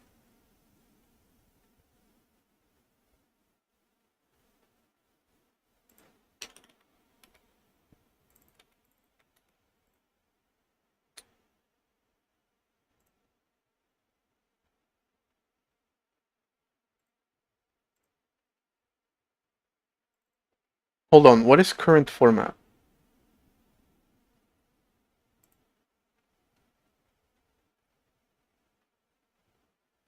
Right, I forgot about this little detail. I kind of did the same thing twice. I have a text format and I have an embedded format. They are very similar, but they're not the same thing. So the embedded format contains all of this information for the terminal specifically. Current text color, current background color, location of the cursor, whether to wipe, and the type of data that should be displayed. All of that is contained by this thing. Then there is text format, which is separate for text rendering, and it just contains background color and text color. These are separate things, and it fucking sucks. Because now I kind of need to maintain two of them. Again, I'd rather do this than history right now, actually. Essentially, instead of using the text format, can I get away with just using one of them? Can I use an embedded format? I have to make some changes, of course. This is the current background color. Instead of the current formatting, I have to give you the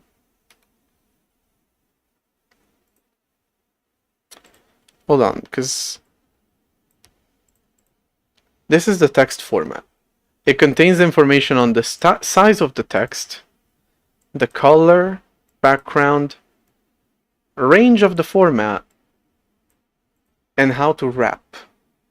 So they actually are not interchangeable, funnily enough. I need to translate them. Oh well, I guess that's fine. Give me a text format as embedded format to text. Give me an embedded format, and I will return a text format that takes its background color from the format current background color and the foreground color from the format current text color.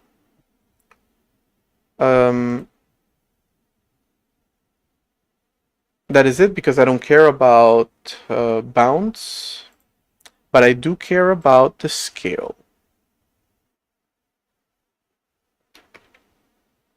And I think that means my terminal can technically now render things in different sizes. It can render text in different sizes now.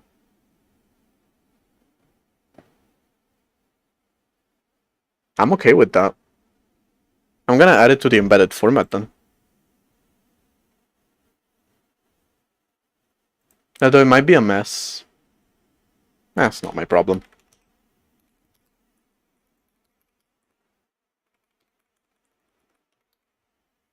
It's literally just gonna be a setting that you don't have to use.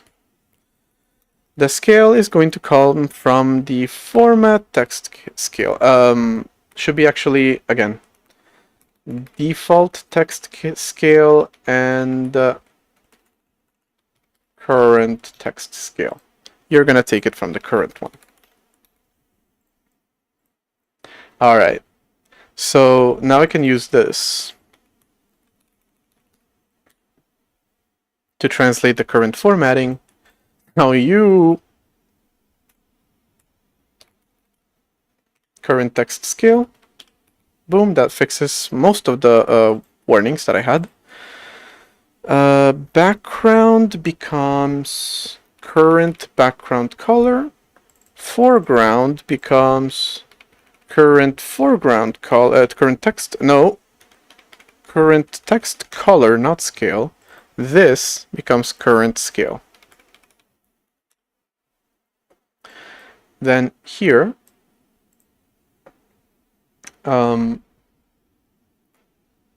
the current text scale. By the way, does this work? Does doing things like this work? I sure hope so.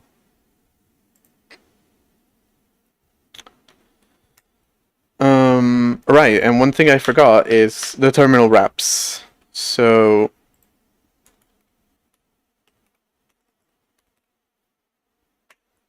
that's just a hard-coded behavior that it does.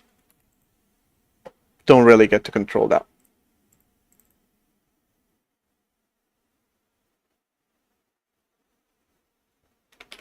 Default background color equal to the current background color. Default text color equal to the current text color. And then clear using the current background color. Okay. I should fix all the issues. No. There goes fuck-ass C++. Wait, it's, you're missing an initializer for this member or that. How about you initialize my member and shut the fuck up, please, C++. I'm so tired of you.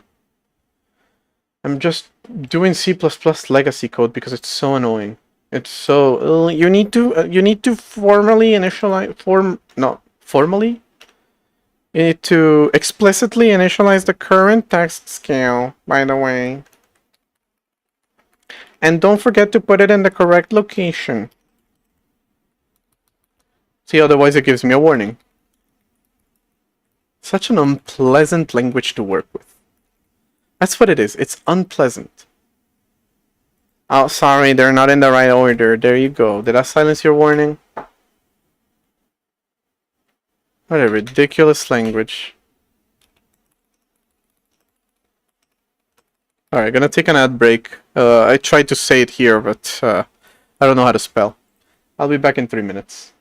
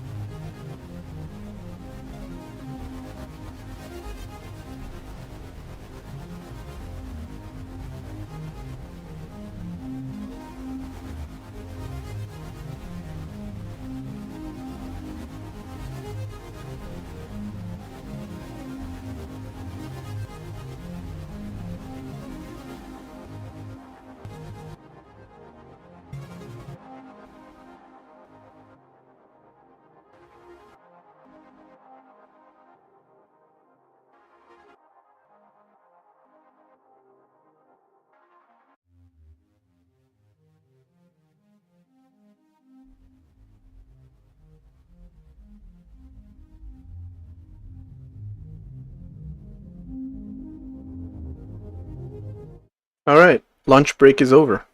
Where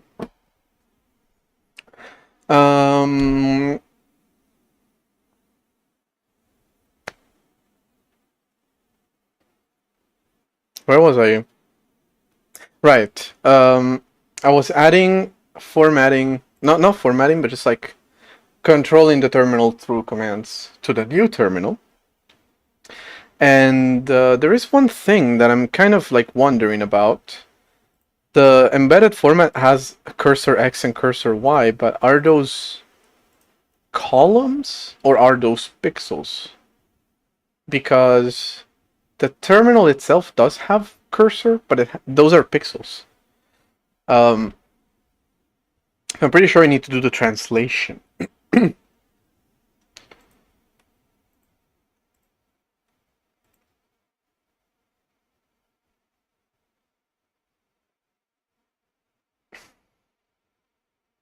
Just need to remember where. Okay, so cursor X.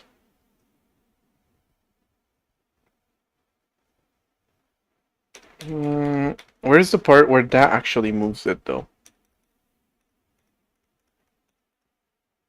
Render glyph at the cursor times the character width. Okay.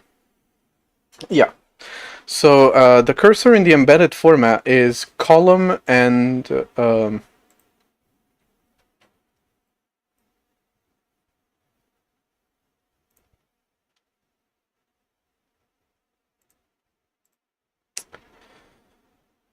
yeah, you know what? I'm regretting the whole text scale thing. I'm gonna remove that. I'm gonna make it always the same scale, cause yeah, I don't want to I don't want to make the text size configurable. So C++, I just mocked you for adding these. Now I can get rid of them.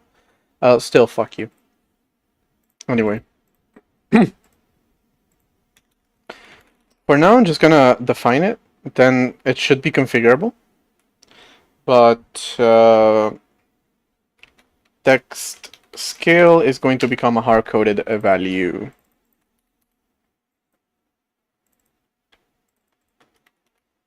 No longer configurable in any way, shape or forme.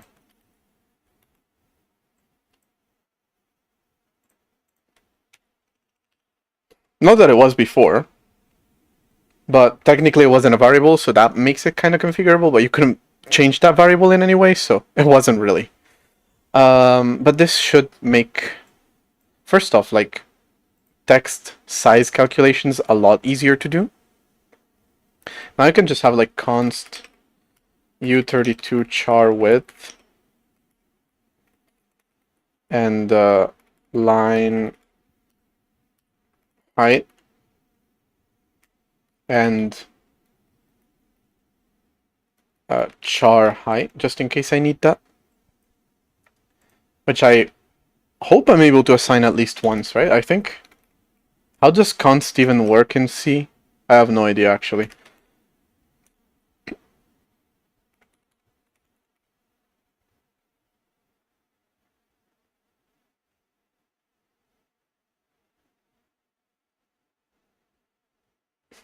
I'm not allowed to assign it even once. Are you serious?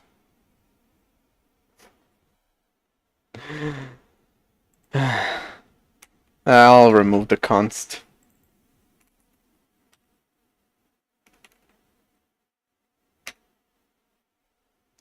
Line height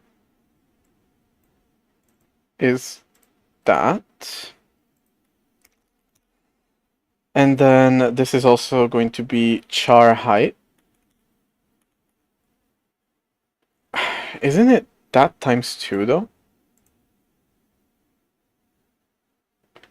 Isn't the height of a character twice its length? Its height? Never mind. I don't even know what I'm saying anymore.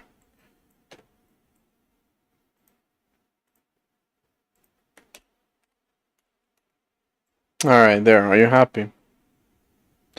Alright, there are a few other places where I declare like a char width, so I can get rid of that now. It's very convenient.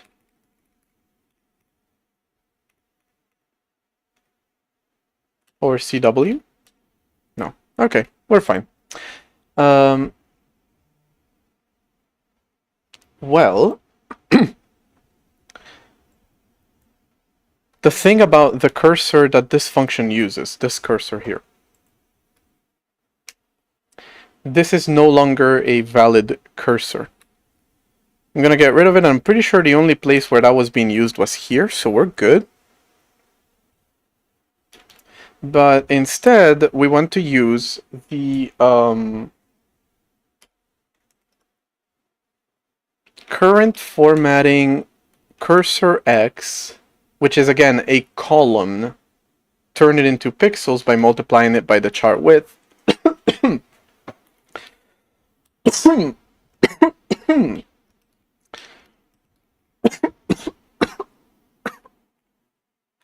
I'm dying.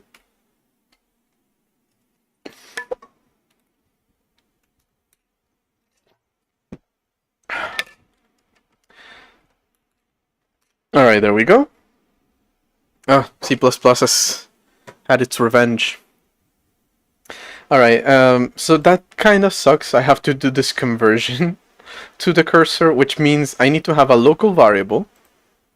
This function is going to modify that local variable, and I am then going to need to do the opposite. From cursor.x divided by char width, and cursor.y divided by line height. Alright, so it's a little bit more verbose, it's a little bit more annoying, but whatever.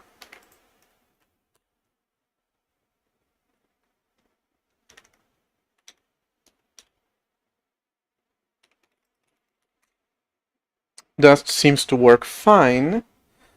And now I should be able to integrate the cursor movement thing and see if it's actually able to work. Alright, so about the embedded format in the TCF.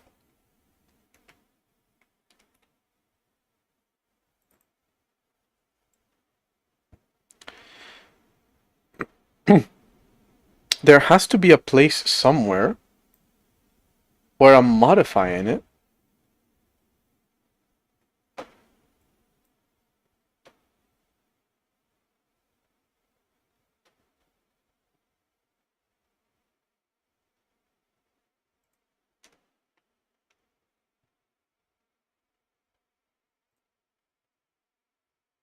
Hold on. There's gotta be somewhere where I send the input to the state machine that runs that entire thing to be able to parse cursor movements, character, color changes, and whatnot. I'm kind of not seeing that. Embedded FMT parse. Okay, because it doesn't use that. It's not TCF. Still not seeing it.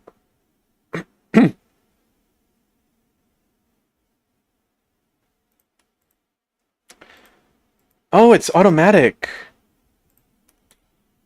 It should be automatic anyway, I think.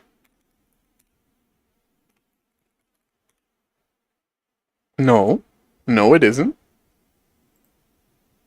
Alright, who's calling that function then? Is anyone calling this function? Console.cpp. Oh, it's in the console. Okay, that's why I couldn't find it. Okay. This is the logic for that. Essentially, when we write a new character into the input, no, into the output, because that's the point, is the output being able to modify the program, not to modify the terminal, not the input.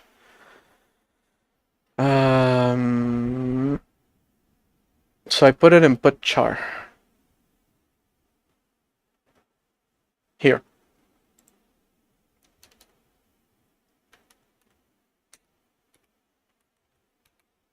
I'm gonna put it before headless because I don't want it to be transmitted.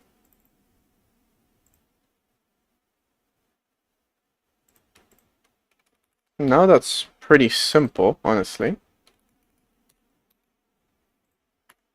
Alright. That should be able to parse it. Kind of. It did something. This should display in raw text, and yeah, that's not super correct. It should be a smiley face. That's not very smiley to me. But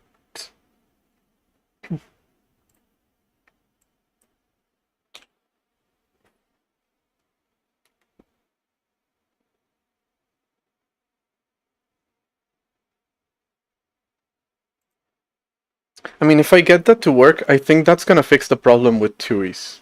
Right? Because the TUI can just do that same logic to write input. I think, I hope. I don't know, but I'm sticking by my decision.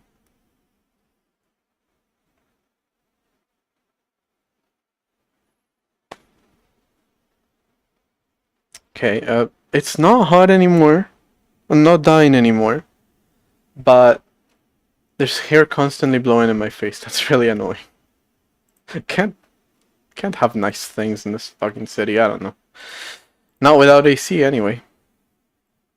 And then you can't have money because that's expensive as fuck to run. So whatever.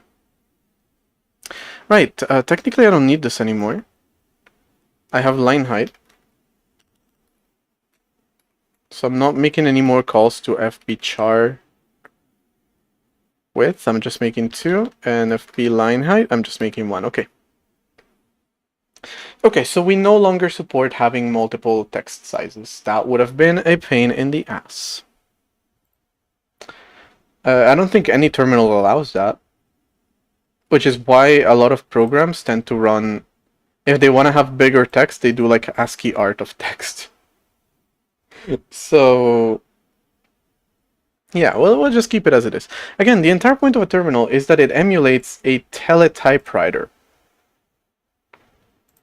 That's for the...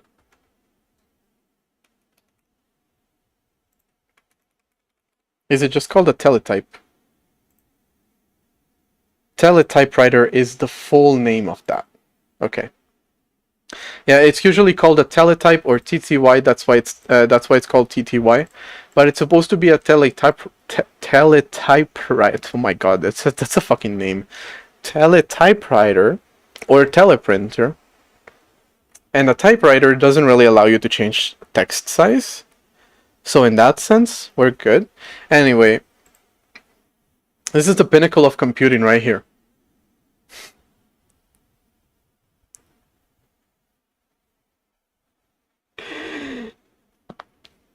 We're coming up on World War III, and we're still using technology from World War II.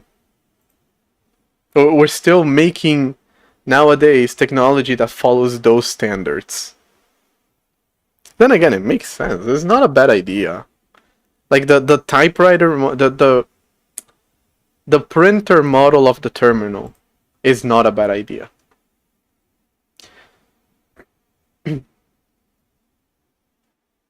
I have my exception vector set up, and from what I understand, my interrupts got an exception? Yes. When computational power was measured in kilogirls. By the way, I don't know if that's super accurate, but these girls here, these women, these are computers. These are computers. So, ARM architecture has existed for a really long time, because, like, see, they have arms. Yeah.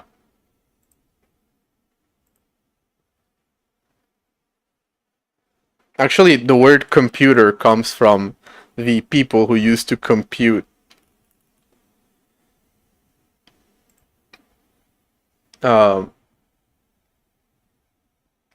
mathematics. So, etymology, hold on. Human computer. They were mostly women, I believe. The term computer is in use from the early 17th century. Imagine having a computer from the 17th century. Well, that's a person. Not having. Imagine being a computer from the 17th century. The first known written reference dates back to 1613. This is some Dune shit, by the way, because like in Dune, I've really only watched the first movie. I've read a little bit of the book, so maybe I'm wrong. But I do think that like computers in Dune are also just like people super high on drugs who can do calculations really well.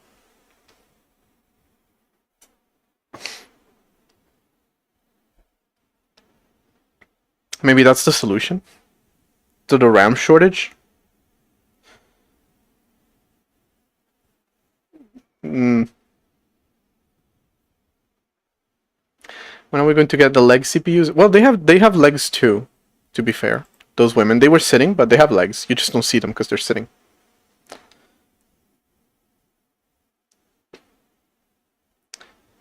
The term human computer has also been applied to individuals with prodigious power of mental arithmetic, also known as mental calculators. Astronomers in Renaissance times used that term about as often as they call themselves mathematicians for their principal work of calculating the position of planets. I mean, I knew about the human computers. Like, there's even a movie about the ones at NASA. So I knew about them. I didn't know like they were calling themselves computer all the way back in the Renaissance. That is crazy. Computing became more organized when the Frenchman Alexis Claude Clairaut divided the computation to determine the time of the return of Halley's comet with two colleagues. They were doing multi-threading. There's been multi-threaded computers since the 1700s.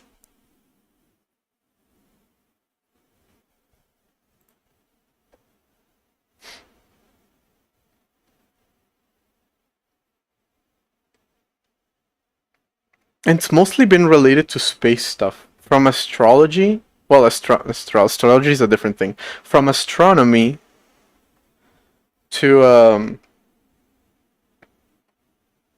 NASA. It's always been about fucking space for some reason. Those are the only calculations we even care to do.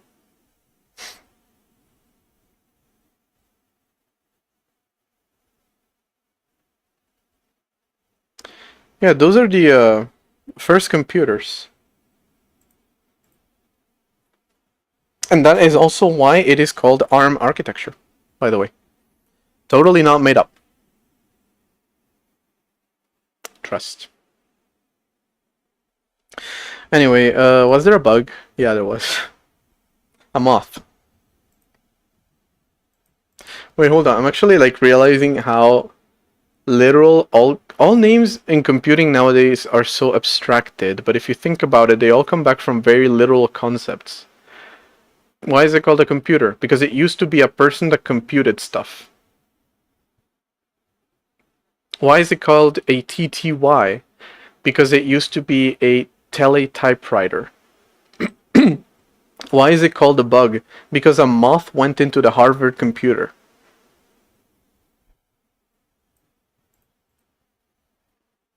It sounds so ridiculous nowadays when you think about like these computers and these terminals. Also, they're called terminals because they weren't the computer itself. They were just the interface that the human used to talk to the computer back when the computer was the size of a fucking building.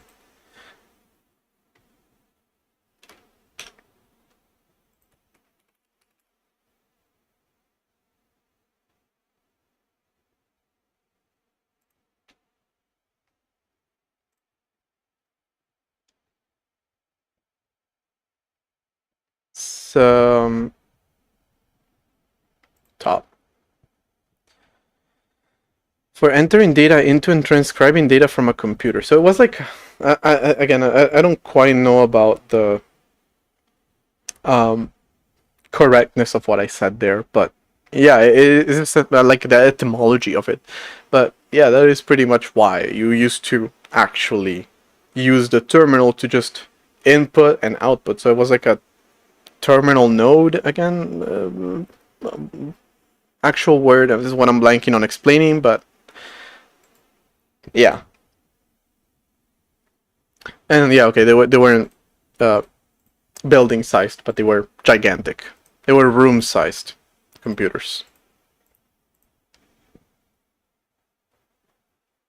By the way, I showed that book that my dad had about IBM, the IBM 360. It looks like IBM.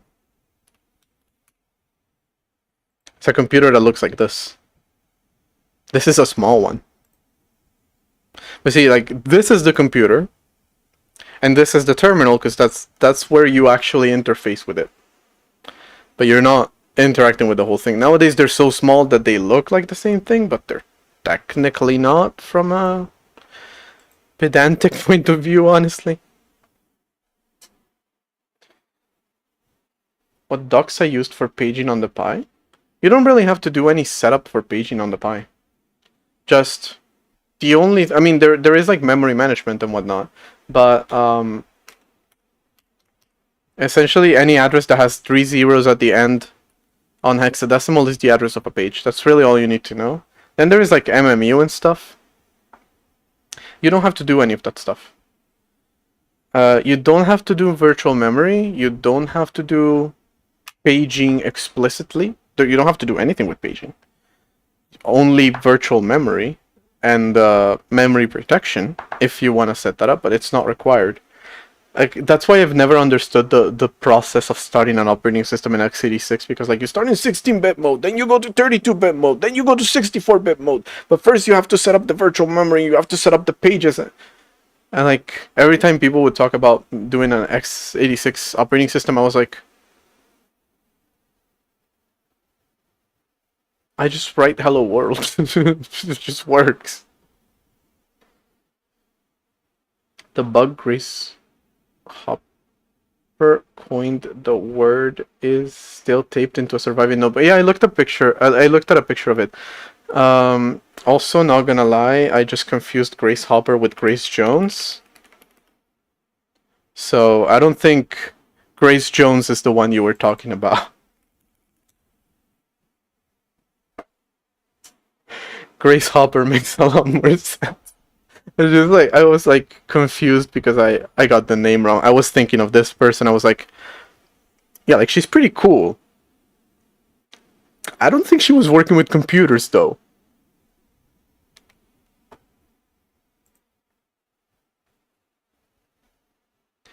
To assemble your card, you need to build electrons. Yeah, that's what x86 feels like. It's crazy. Why? Why? Alright, okay,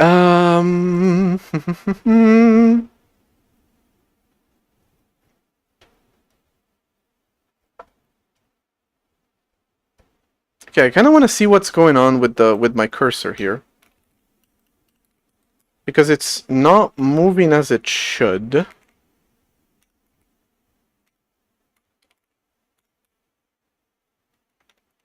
So of course I want to print that, but also I want to not modify it back. So this function, obviously, when it writes, it moves the cursor. I want to not do that and see if it changes anything. It crashes. Yeah, that makes sense.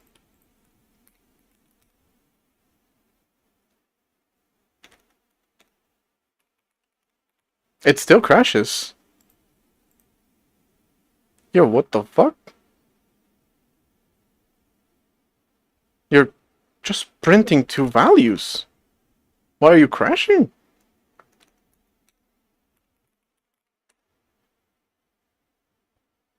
Is it different every time?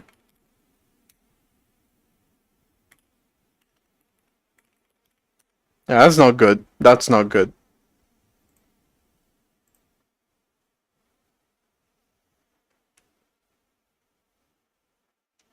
I don't understand why printing these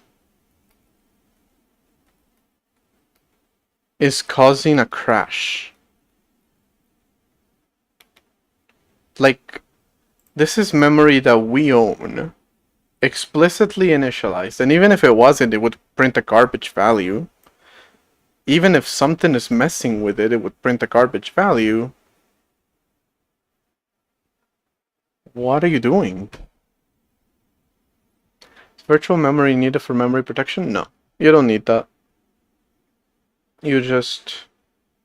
I mean, you do use tables and whatnot, but you can identity map, where the virtual address and the physical address is the same, and yeah, you don't really need it. Frankly, virtual memory is not needed at all. Fuck it. We don't need that abstraction. It's nice for the programmer, but not for the kernel developer.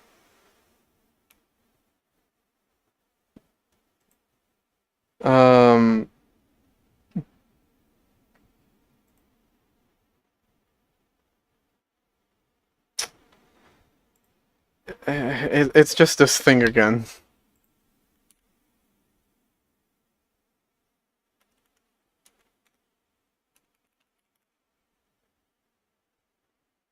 It's not moving at all.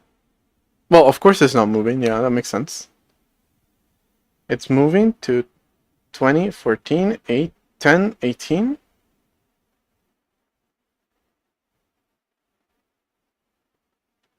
No, you don't need virtual memory. You need different tables. Right? Yeah, like different. You need different tables essentially, in the sense that you have like a translation table for one process, which is like, okay, here's your memory, physical memory. Here's memory for your stack, and here's memory for your heap. Again, let's imagine that this is actually the physical. Well, this is the physical memory, and in between there's like another process. Well, you just put that in a different table. When you run this process, you give it this table. When you run this process, you give it this table. So in that sense, you need to put them in different tables, but you can have it identity mapped. You don't need virtual memory. In virtual memory, you would actually be moving it like this. Where, if you look at it, these two are overlapping, but really they're not, because they're both in different translation units. Okay, the values here seem very correct. I don't understand what the problem is.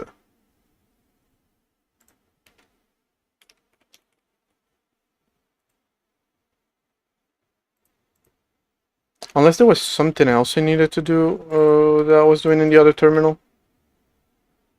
It was in the console.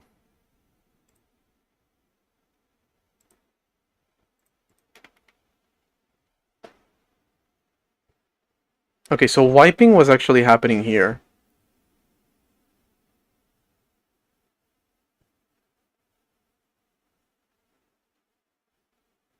New lines and whatnot were handled by this. Now they're handled internally. So this thing is missing.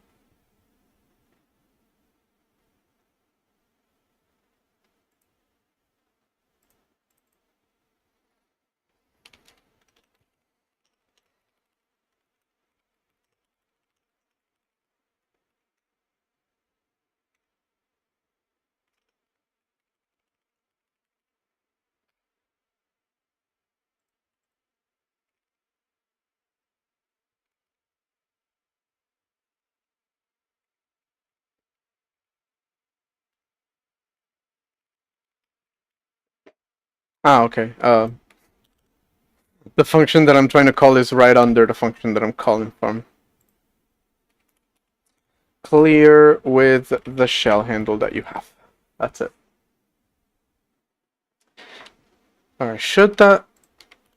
To be fair, we weren't clearing the screen. Maybe that was causing issues, but again, this should not... Okay.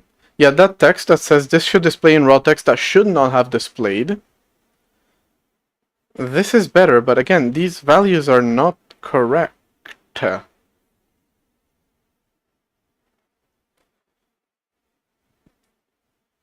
Oh.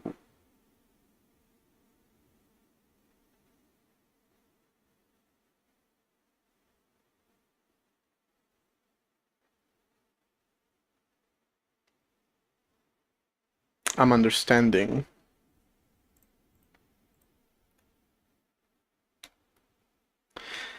Okay, so I understand why all my asterisks are being drawn at the same time. It's just that I am changing the cursor, but when I do that, I don't flush. And the cursors are just keep getting overwritten, and when it finally flushes at the end of this whole thing, it only receives the last cursor value.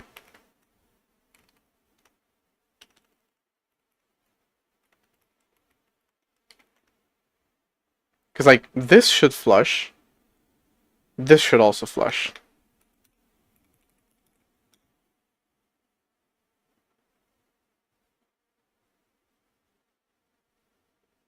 Was that clear? That was perfect. That was absolutely perfect. Damn. Although I feel like there should have been color in that as well in the background, and there wasn't. But that was great. It was just a little slow, perhaps?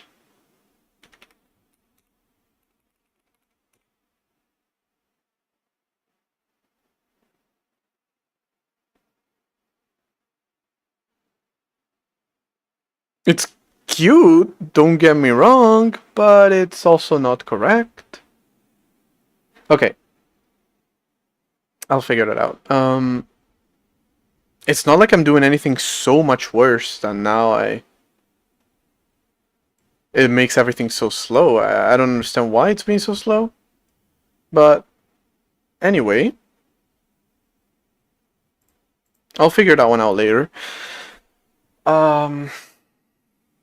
It should have background color, but honestly, I am not too concerned about that. It's starting to get hot here, and it should have a background color, which get current format. Okay, here. If there is a background color, set it here. If I'm not mistaken, there should have been a background color to those. Alright, well, it's already been slow, so might as well check what the background color is supposed to be. From the current formatting, background color. Which, just to be sure, we are setting. Yes.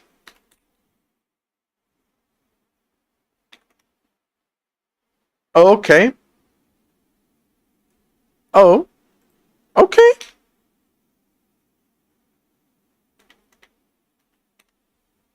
That was a new one.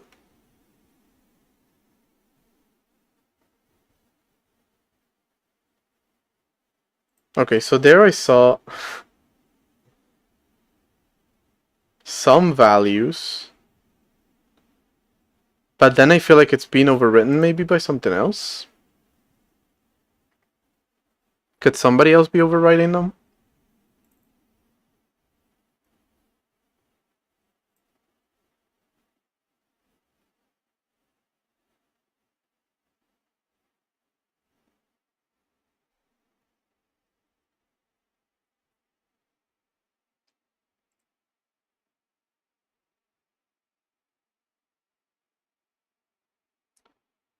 No, not really.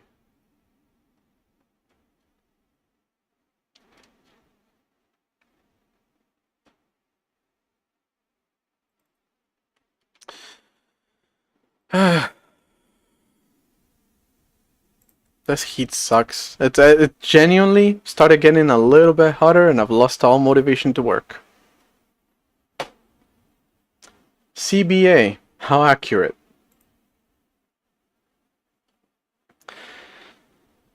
Boom, boom, boom, boom, boom, boom.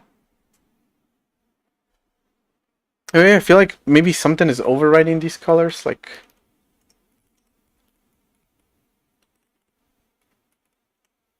For the cursor.x, cursor.y.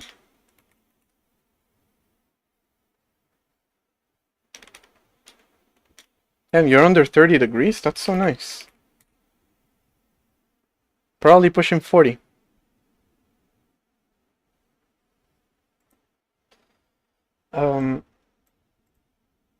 Yeah. Yeah, it's re-rendering the same character.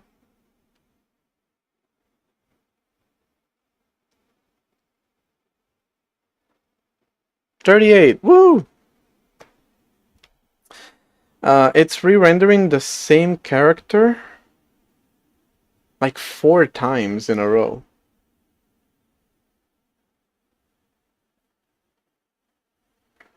Right. Right. Yeah.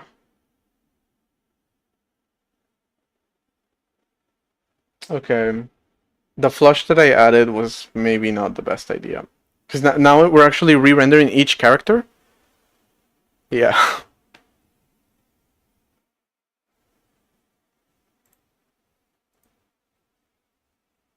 Okay. Mm-hmm. That is the problem. When I called flush, from where am I calling it from? From here. I'm actually re-rendering the character every time there is a new character written.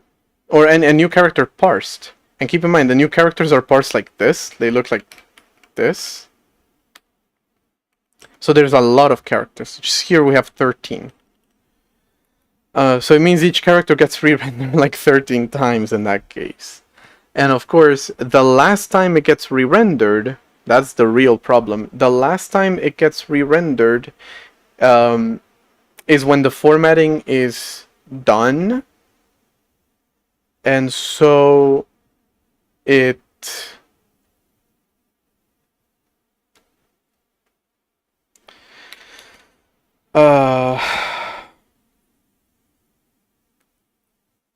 loses the formatting and it goes back to its default format. Which, by the way, the text color also shouldn't have been that whitish thing. And the background color shouldn't have been blue. I am not Ukrainian, no.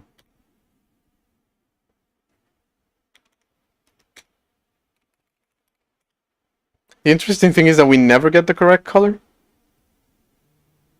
Like here we don't get it at all.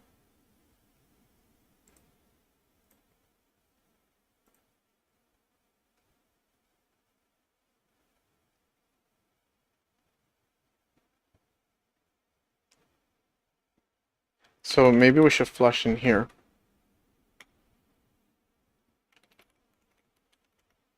But I'm still not sure about that.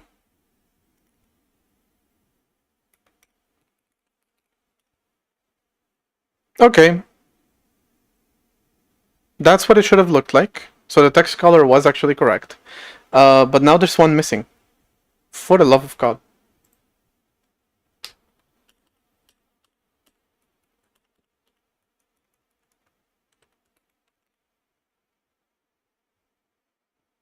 I don't know, I need to kind of come up with better logic for this thing.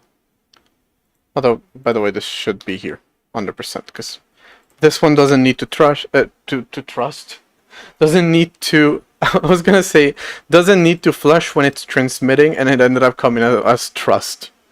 Or trush, actually, I think it was gonna be. Yeah, when we're in headless mode, we're transmitting the data, we don't need to flush. But either way, we got the color right, but for some reason,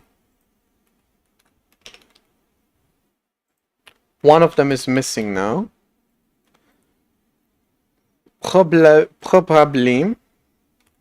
because of the wipe being wrong.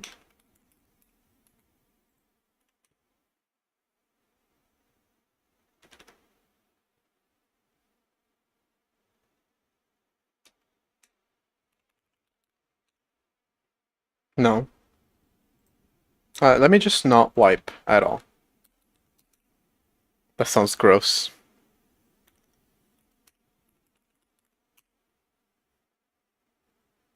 Okay.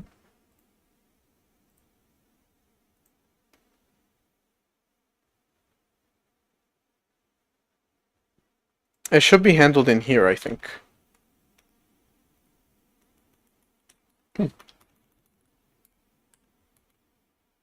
This triggers when this tells the terminal to wipe the screen.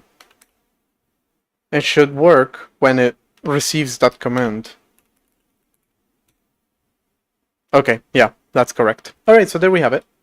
Again, it's still a little slow. You see how much faster it's gotten. It's still a little slow, though. That's probably because of this. Text rendering can be a little bit slow. I think it's starting to get to the point that I need to optimize it a little bit. Oh wow. Hello, Zofty. Maybe vibecoders are masochists. I'm working on upgrading from GCC 10.5 to 16.1, even less straightforward than I thought it would be. That's 6 major versions. I'm not surprised. I don't even know which version of GCC I'm on. Yeah, I can probably check.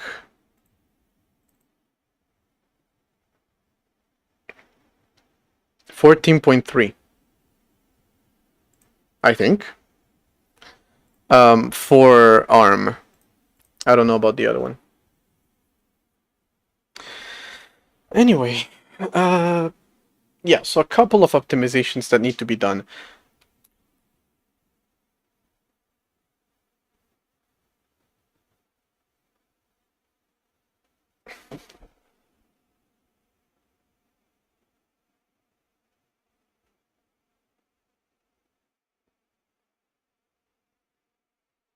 I'm going to try something. I'm not even going to explain the logic of it because I don't think I understand it. But I'm going to try.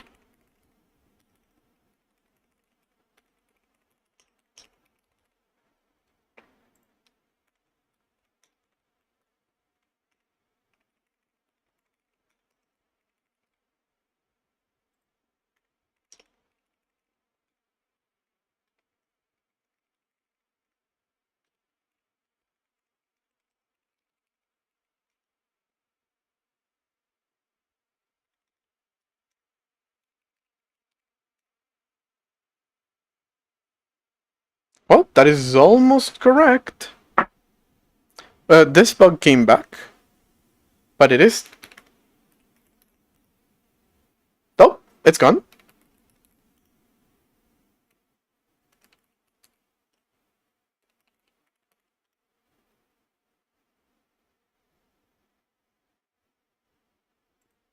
Interesting. Okay, that is better. Okay, so I think I understand the logic of what I wrote. Essentially, when we're supposed to... There. Actually, that's the correct place to put it to not get that bug coming back. When we skipped rendering, because the program's output modified the state of the terminal without outputting to it, the next time we do output, we wanna flush to get those changes onto the screen. Is the logic correct there? I think so, but I can't say I fully understand what I just said. Like, as to why it works, I don't know. But I think it works, so... Yeah, now it looks perfect. Anyway, how can I get into systems programming? I know C, C++, and OS concepts, still deadlock handling. Well, I recommend you implement something. Even I couldn't tell you much about deadlock handling. So I'm not doing threading, to be fair, but just get started on doing something.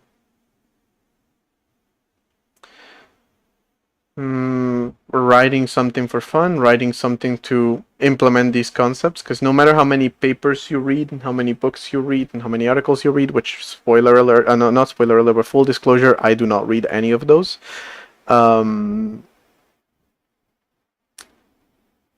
Yeah, you kind of have to actually get down to it and actually do something, I feel like.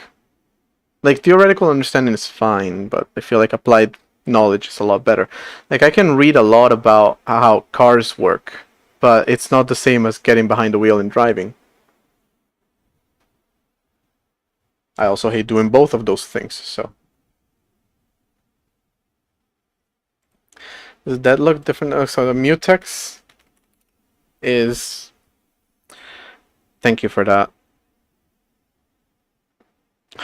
And we're back to giving me results in Spanish. Google, me cago en tus putos muertos, de verdad.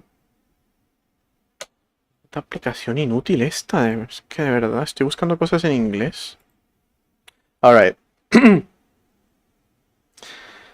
I think deadlock is just what happens when you do this wrong, essentially, if I'm not mistaken. But again, couldn't tell you much on either one, so.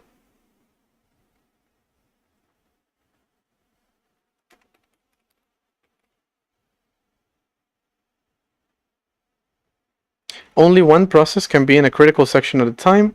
If processes are trying to enter the critical section, one of them must eventually be able to do so successfully, provided no process stays in the critical section permanently. That would be a deadlock. So yeah, a deadlock is like a unwanted result of dealing with this, if I'm not mistaken. But again, classes that I took and struggled with a while ago versus just working on the damn thing. Very different taking a class on an operating system and actually building one. Okay, how's the terminal doing then? One last thing I want to check. Maybe I'll get to history. It's starting to get a bit too hot here for my comfort. But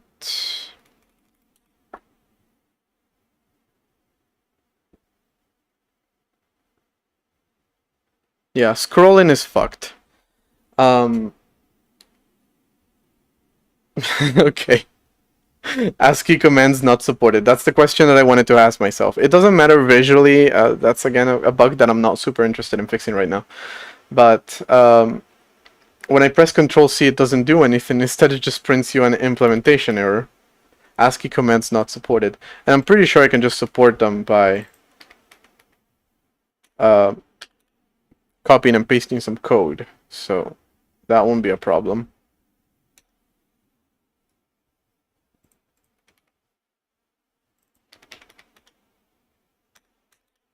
It's in the console. No? Okay. What just happened? I was just searching for this code and I couldn't find it. Was I in a different file?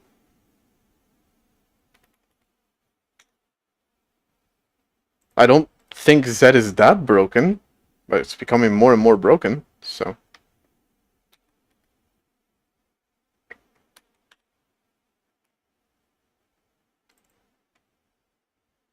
Okay, so code is actually CMD, and proc is actually proc ID.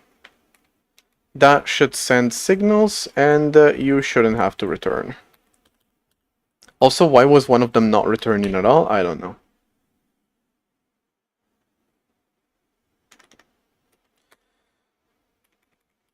Nope, that's not the program I want to run. I want to run monitor, which never quits.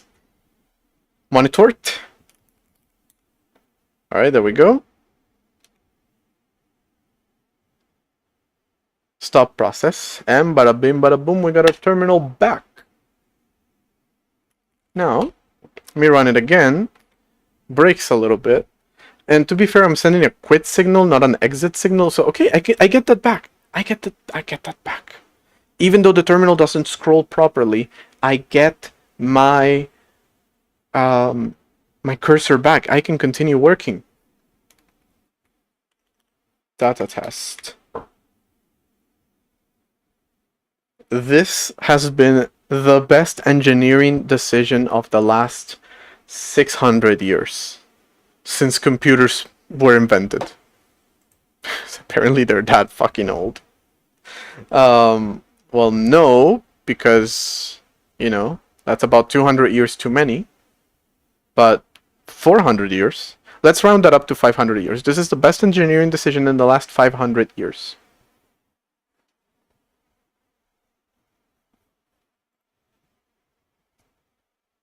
Wait, no, what year was it that somebody called themselves a computer? I think it was 17 something, but... astronomers in the Renaissance, 1600. Okay. So yeah, 400 years.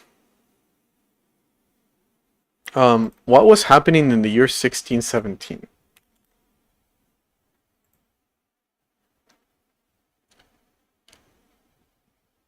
Pocahontas?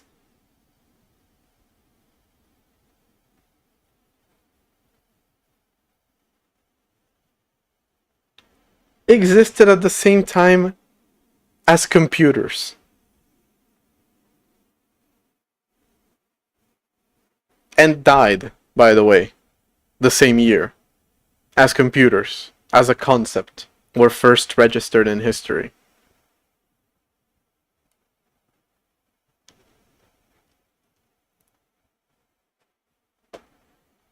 Spain was a fucking... Spain owned half the world and the UK owned the other half?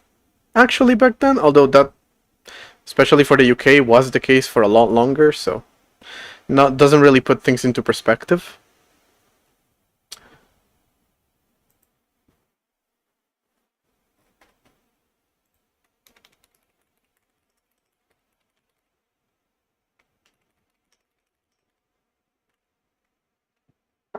It is older than the US. Computers are older than the United States.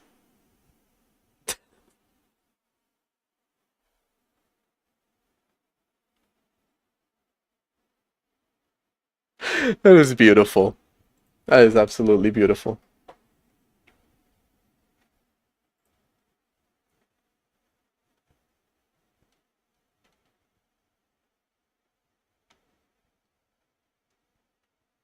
Damn. I don't know who any of these people are, to be fair. But that is... When you put it like that, computers as a concept, the word computer is older than the words United States of America.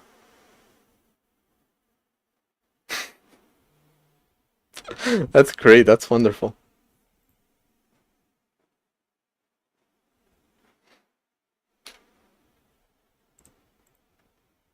Alright, we have ASCII commands.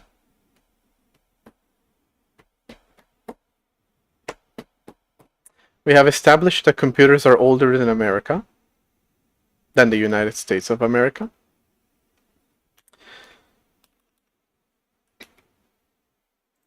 We have moved this code to use switches. Because, like, why was it not?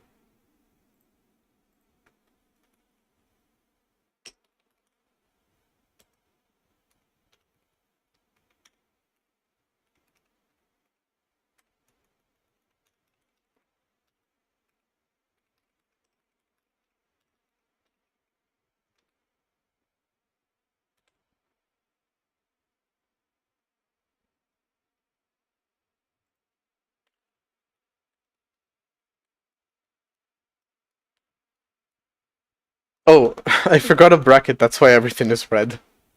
Okay. There we have it. Why does this look aesthetically pleasing? Am I hallucinating from the heat right now? Is it like a mirage? Is that beautiful sea code in the distance? And then he died of dehydration.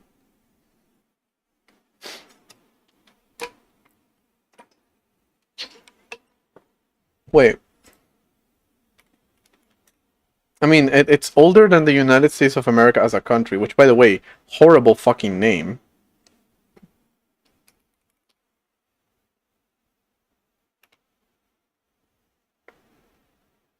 To the point that they actually changed the name of the continent to Americas.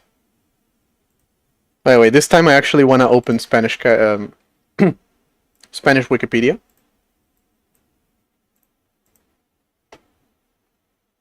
Let's choose another language. That's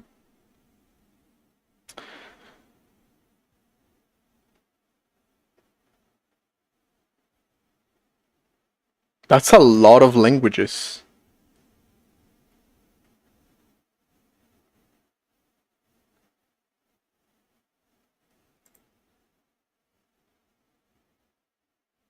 And no matter what, you will find it as America and all of them except for English.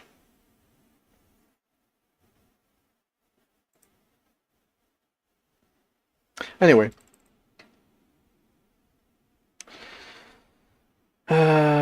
Etymology. The name America was first recorded in 1507. Okay, so it is older than...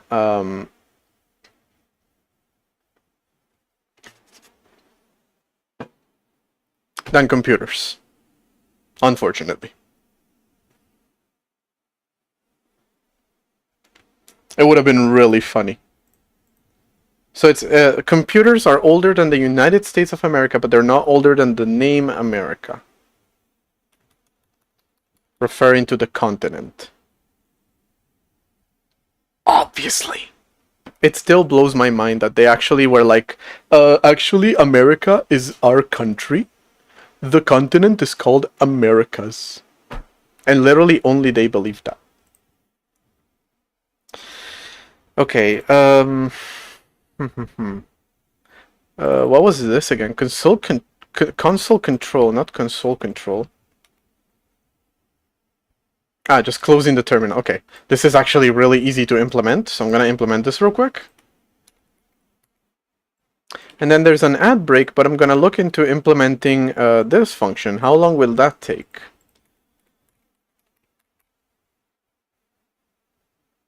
Kinda not a lot, because I never fully implemented it. So really, this is all it takes.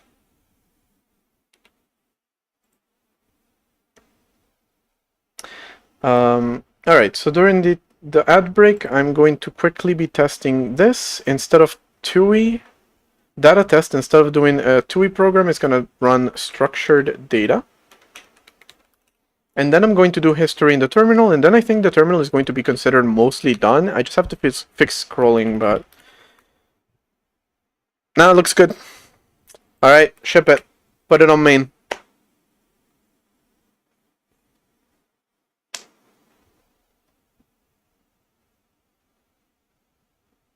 What happened? It crashed the entire system. What the actual fuck was that? Alright, so clearly not. Let's leave it. Let's forget about that. Actually, let me go cool down. I'll be back in 3 minutes.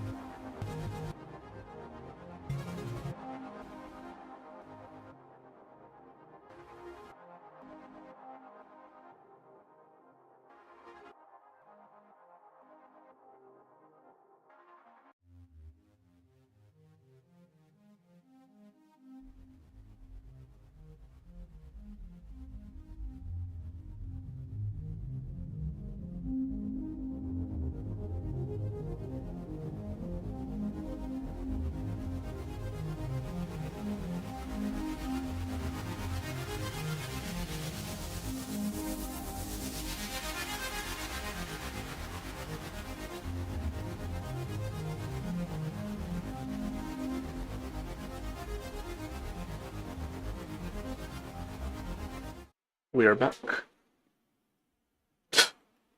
Okay, I just fixed my hair and I didn't look at it before.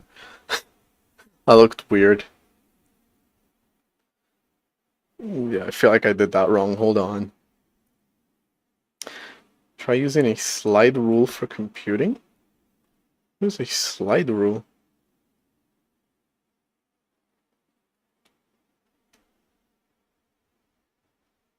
What just happened to my cursor there? I can't move it. I can't move it anymore.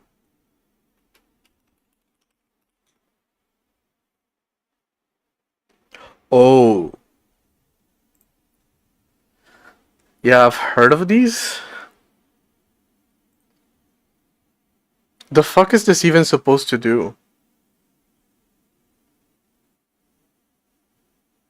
That's too tight.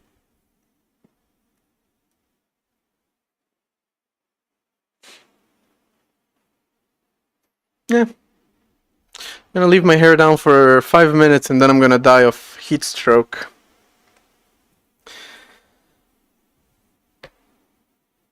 What are you supposed to do with it? You know what? Don't answer that. I don't want to know. Anyway, this is the only thing on my Excalibur now. That sucks. Anyway,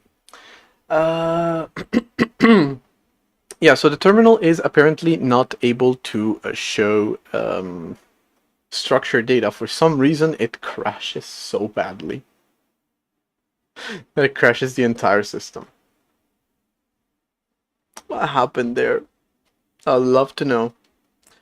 But oh well, this might be a. Wait, no, hold on. That's nothing to do with it.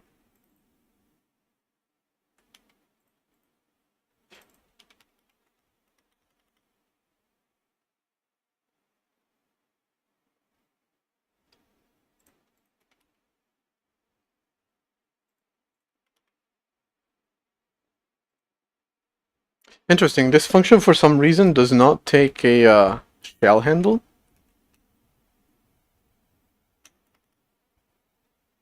Also, who's calling this function? Because this function straight up doesn't exist. Hello?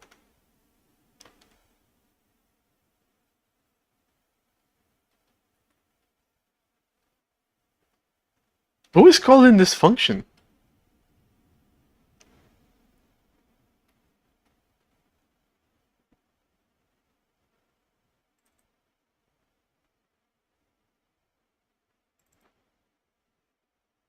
Console clean, console output.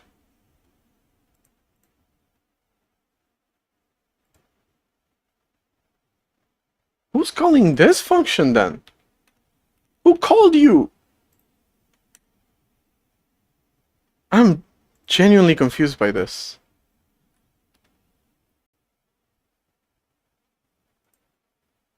I would also love to know how I was doing Control V and I accidentally pressed Control Shift E and closed this thing.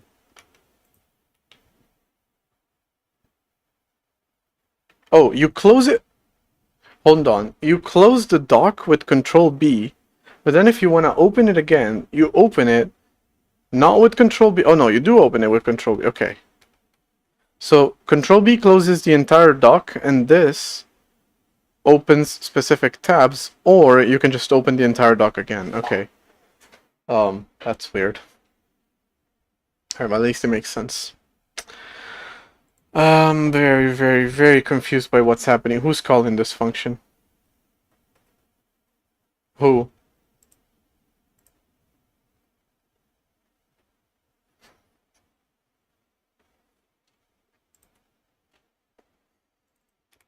Which is crashing the entire system.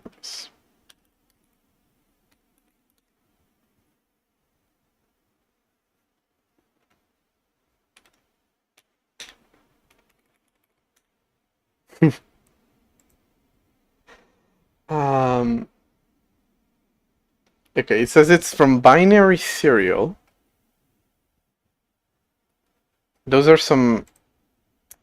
This stack trace is not super accurate most of the times, but I do believe you in this case. Binary serial. Line 70 of the dot H, I don't think is accurate. It's probably line 70 of the dot. That's not accurate. Okay, what is happening here? It's data test 43. Line 43 of this is calling sleep.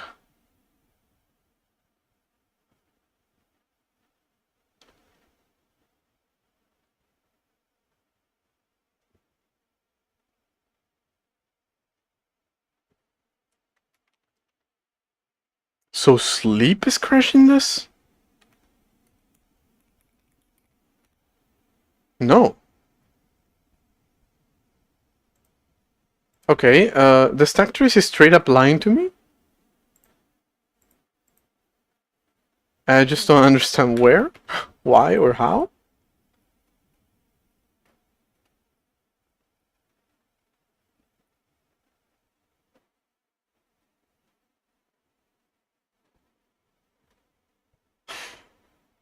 Oh well, I'll look into it later then.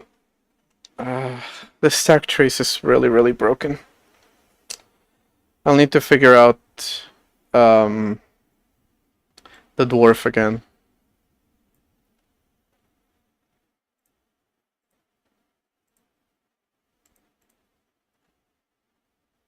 For the time being, we're just going to restore you to this. There's no way to access the code that crashes unless you write it yourself, in which case just don't do that. So we're good. As good as you can be. Anyway. I should commit these changes because they're massive changes. Formatting and signals. Alright, the terminal's getting to the point where it is able to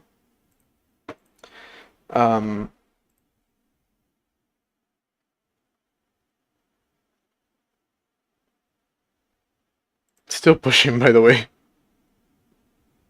And it failed?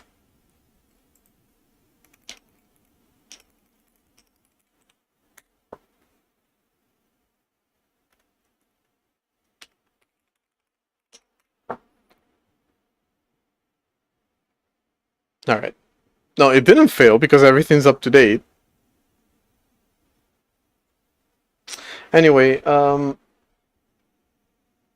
am actually going to use a server that I have as a remote to push code to, and then it is going to push to Codeberg and GitHub because it's such a pain in the ass to work with both.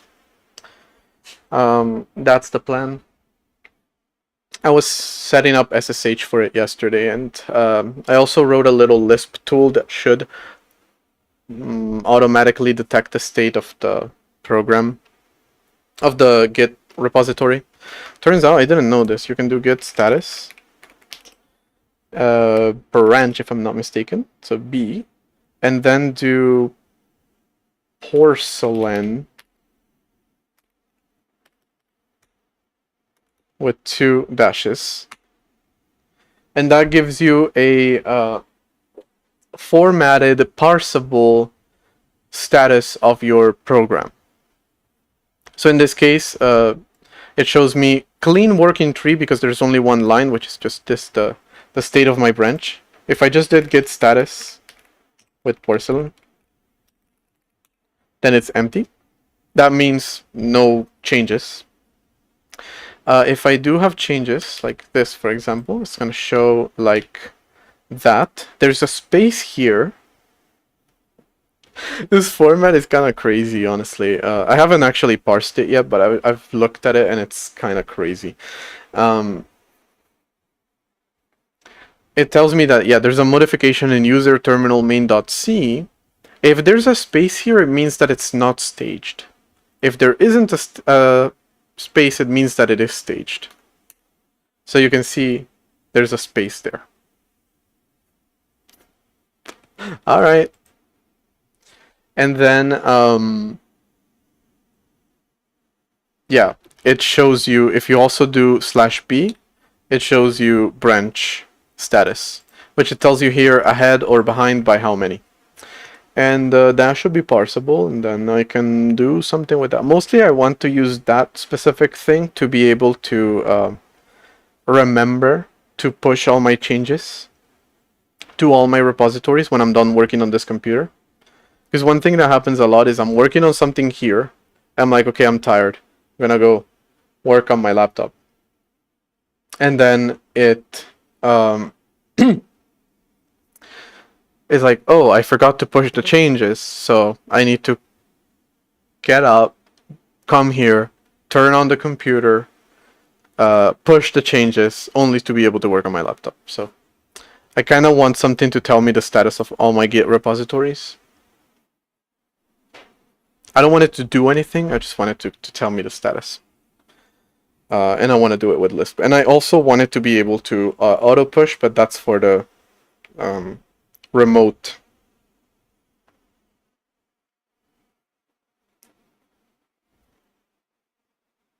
That's for the remote one. Well, remote, it's literally right there. It's a server.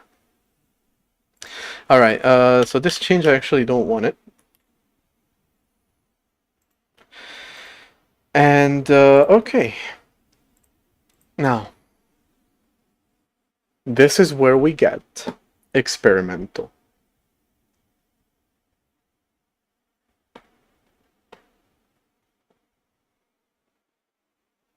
Because I'm considering, do I want, although,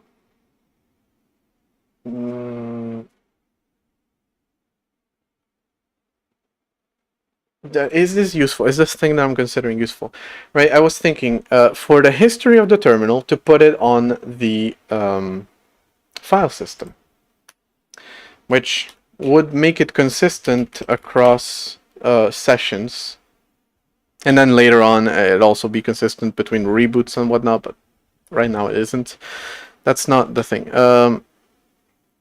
I technically have this clipboard.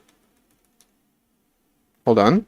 I have to actually fill the clipboard with something to make it understandable. That bug is still there. Anyway. Clipboard here has 3 files, which are the history of what was in the clipboard. And you can sort by latest also, which is just going to give you 0 being the latest one, 2 being the oldest one. Here it shows them still in order of when they were created, so they look like that.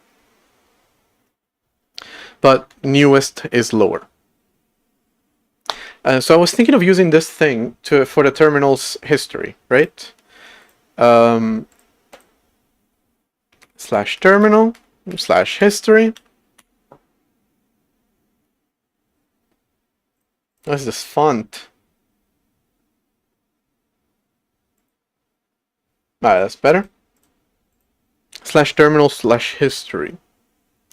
But I was thinking, would it be absolutely ridiculously stupid to have the shell be separate from the terminal? It normally is a program. Right now it isn't a program. And this wouldn't necessarily be a short-term thing, because I kind of need to work on the file system being more accessible to user space to be able to do something like this. But that you can create shell sessions separate from the program that you're in through the terminal. So you do slash shell, to get a new session, and then you can send commands to that, and it would automatically put them in the history, and you'll be able to retrieve that from the history. So not coming from the terminal directly, but from the file system itself. It would make it really easy to have perpetually running sessions. Like if you want to have a daemon of some sort, you just put that program in a shell. Or if you want to have a shell that persists across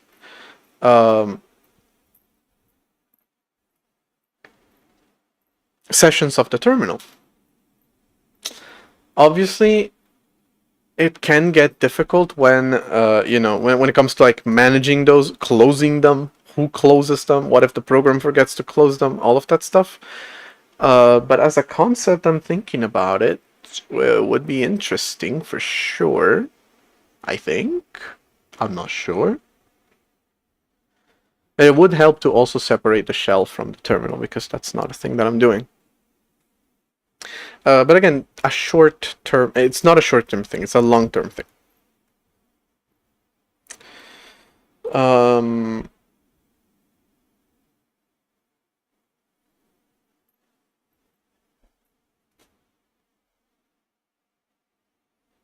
I don't know.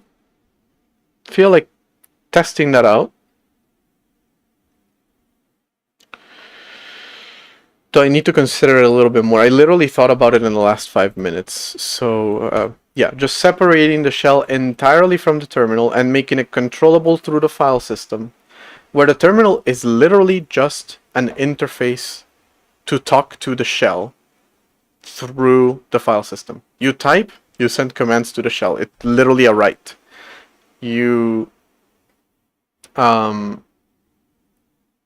the file, that it's literally showing a file. I don't know. I might consider it, but I don't think it's not something short term. Because those shells would have to be managed by the kernel right now, and that's really, really stupid. So I don't want that. But it is a thing that I want to consider. That, and then terminal history.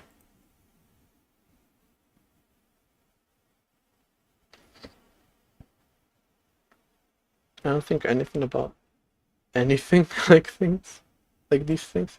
I don't know, I feel like that would be interesting to have a more perpetual type of shell.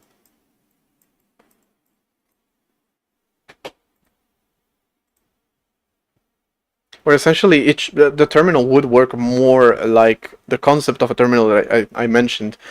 The terminal is not the computer, it's just an interface that you use to talk to the computer. Again, it made a lot more sense when we're talking about... Is that even the one? Yeah, 360. It makes a lot more sense when you remember computers like these. But making the sessions a little bit more persistent, allowing you to do more... I don't know. I wanna give that a little whirl, and I wanna sleep on it. I wanna sleep on it for sure. But it might be a thing that I wanna do. Anyway, a thing that I definitely need to do is move away from Zed. So.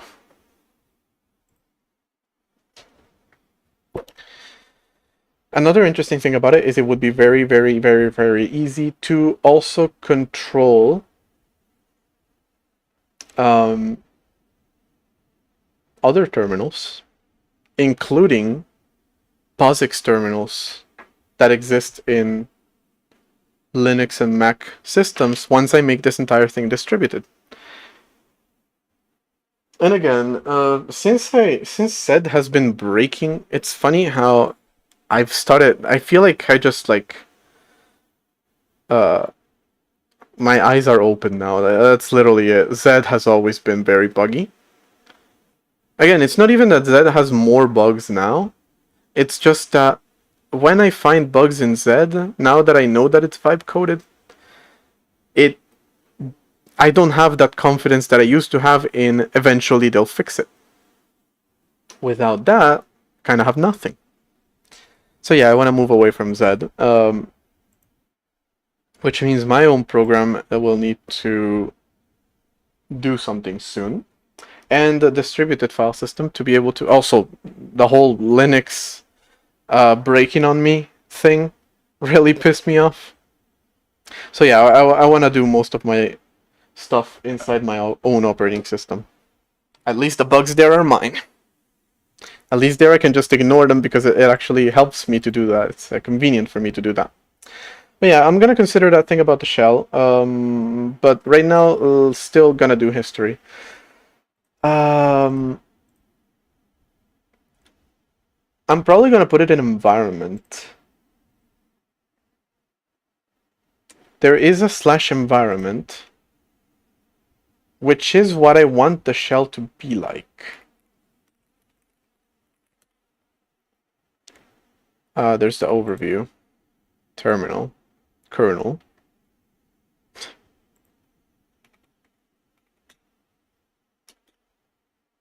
All right, there is an environment module, which is the each process gets its own little environment. And no, that doesn't feel like the right place to put the terminal's history. Again, it sucks that to do the terminal history as a file system module, I have to do it in the kernel. Because I'm starting to put stuff in the kernel that doesn't belong in the kernel. Like I have an entire LSP. Well, by entire LSP, I'm exaggerating a little bit. But I have that. And it shouldn't be there. It really doesn't belong there. Because an LSP should not be inside of the terminal, inside of the kernel. But it is a service that should be standalone, but because you can't really control file system modules from the terminal, from userland, I have to put it in the kernel. And I think I'm going to have to do the same thing for the clipboard also. There's no reason why that one should be part of the kernel itself. It's okay to have it in the OS, obviously, but not inside the kernel. And same thing is going to happen with the term history. So I did have another issue with it. There is another issue that I have to consider when it comes to it. But frankly, don't even care too much about that one.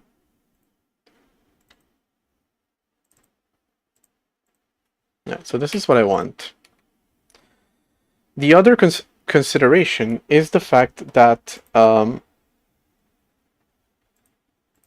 have to do some extra stuff in order to be able to... I can't really mount a system module inside of another system module. And that means that... yeah, I should be able to. Maybe I'll be able to do that, but... I'm going to start adding these things to like my document. Alright, everything I'm saying is making no sense. Give me a second.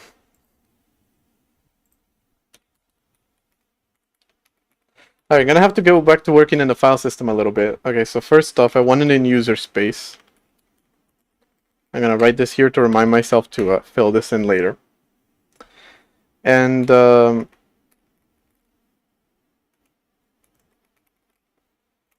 I want to be able to nest system modules because /terminal is a system module and /terminal/history is also a system module. So since I am kind of hacking everything together right now, and I'm going to have to make a lot of improvements to the file system, which I will start considering soon, I'm just going to create a /term history. I wonder if I can actually do /terminal/history as an entire name.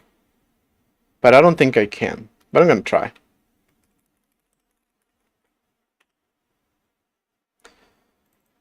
It needs to have its own initializer.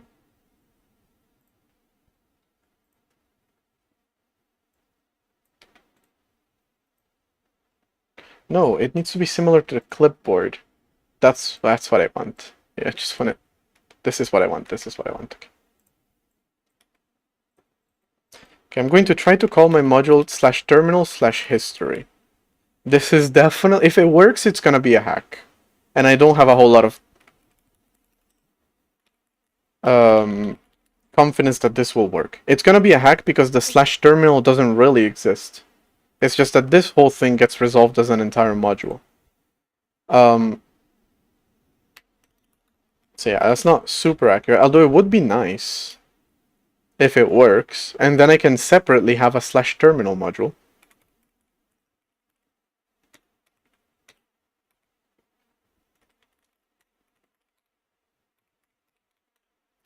Yeah, user space system modules are going to be important, especially for the shell thing, for the clipboard thing, even for the terminal history. And then I'm going to consider what is the point of having shells run separately from the program that controls them. Is that going to be necessary? I don't know. I'm going to consider that a little bit. Anyway, we have a slash terminal, a slash a history. And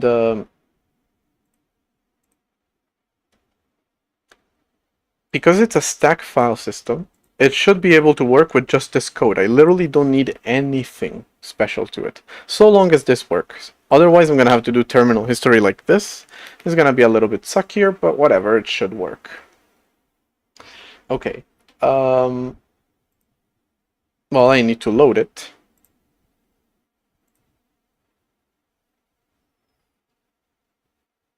And also I need to give it a name, like term history mod. Alright, I don't actually need a header for this. I'm just going to do it extern directly in here. And load it. Load this module. There we go. Okay. So that's really all that it takes to actually implement terminal history shared between all kinds of programs. Hopefully this works. To implement it in the actual terminal, again, a lot of considerations for like improvements that I want to make, but to implement it in the actual terminal,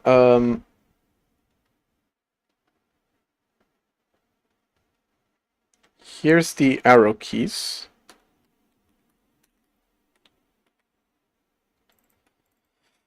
Scroll history up and down. Okay, so I'm going to create a function called scroll history, which goes back one or forward one in the history. And it is going to be a integer. It's just going to be a history pointer. And then we're going to have this function.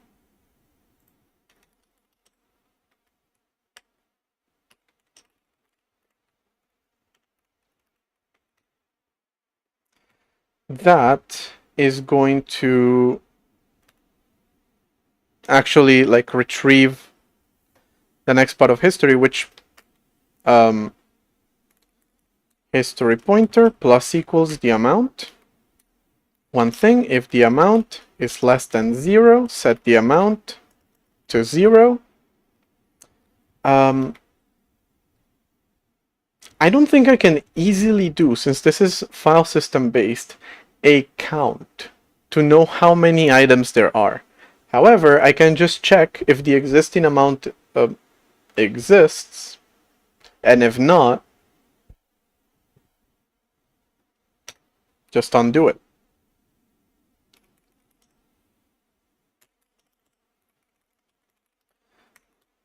We're going to go to slash terminal slash history slash the ID that is specified by the history pointer. If that file exists, well, hold on. Let me actually put it in a new history pointer, which I'm then going to update here.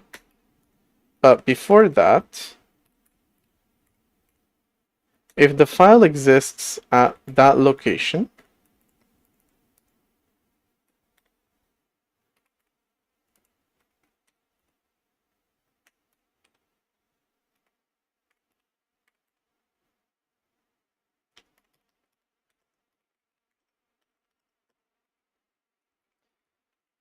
then we're going to read the full file.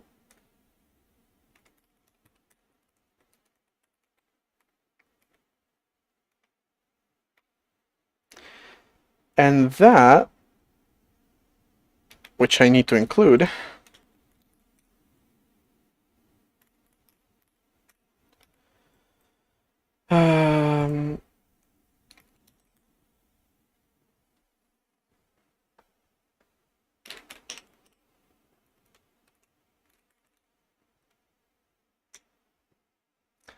that is going to be what we put in the input buffer.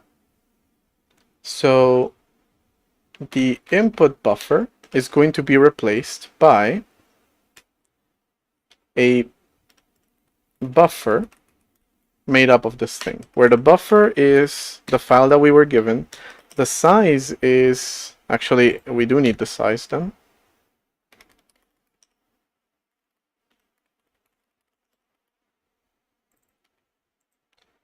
The size is also given by this function.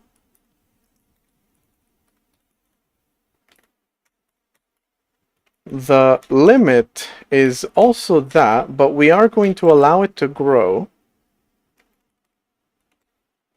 If you want to make more modifications to it, of course, because just because you took it from history does not mean that you can change it. And the cursor, we're actually going to put at the end. That is going to be our new input buffer. The old input buffer needs to be deleted.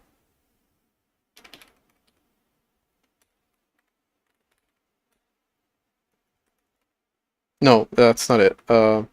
Destroy is the name of the function.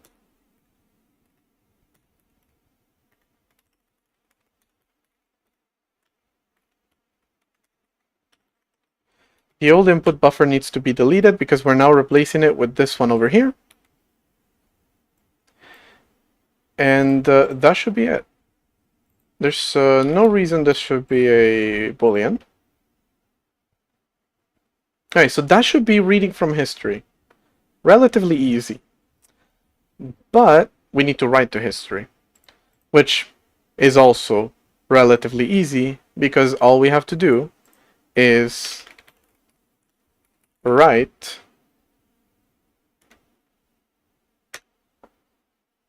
to /terminal/history with no extra files. It automatically gets put in a new file from input buffer using the input buffer size.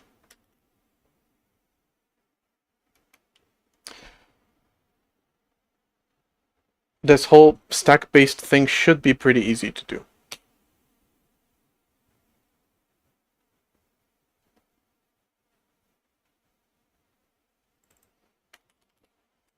I understand now why it was a boolean. Return true, return false.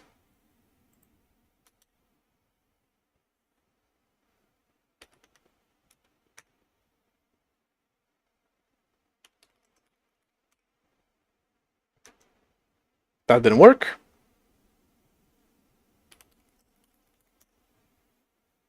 But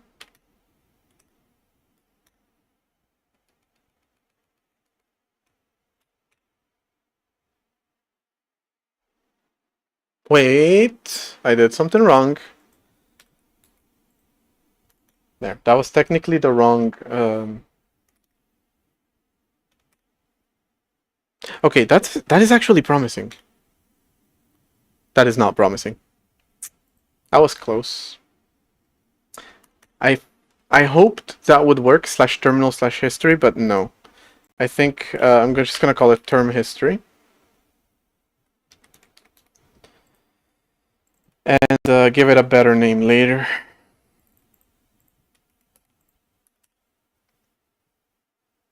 I'm sure I can maybe fix it if I write more boilerplate, but I kind of don't want to do that.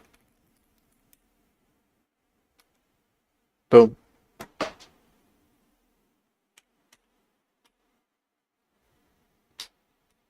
It's gone.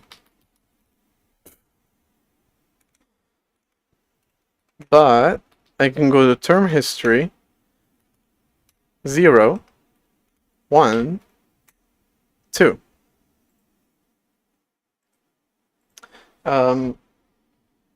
So in the file system it works. What doesn't work is in the terminal itself.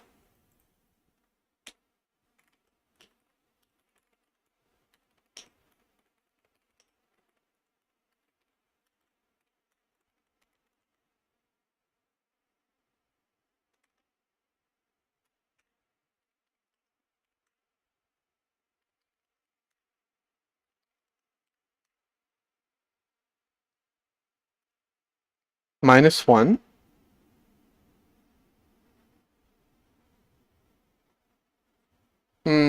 I put the order backwards. That's the problem.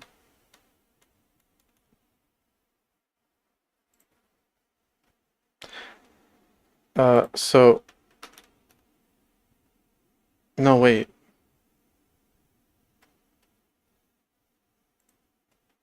No, we're good. It's just that history pointer needs to be increased when I write. Because I am personally keeping track of what commands I have written.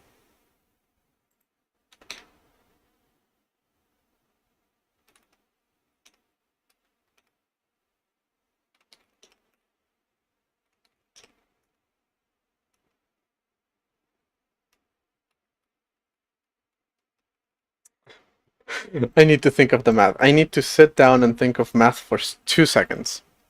All right. When I write the first file, the pointer gets moved to 0.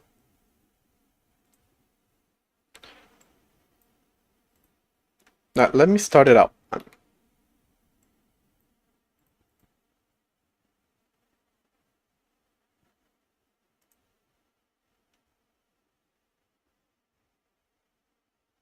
No, I think that is correct. Hold on.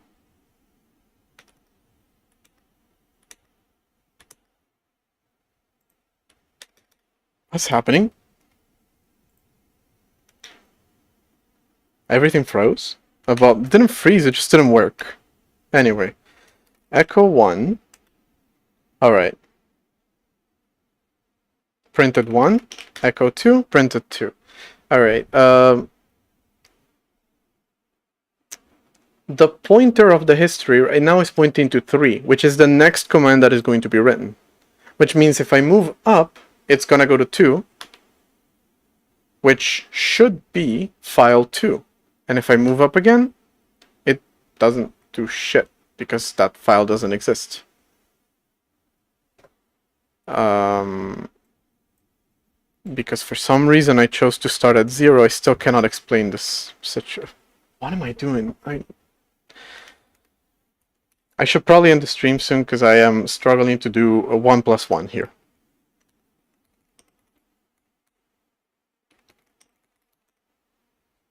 Alright. Pointer 1, that is correct. And go back 1, it doesn't do anything, because those files don't exist, I believe. Term history. 0, 1, 2. Okay, so 2 is Q when I close the terminal. 1 is echo world, and 0 is echo hello.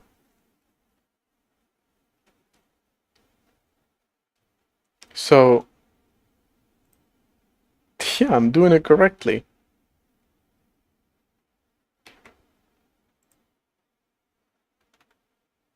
But I'm using the wrong value here.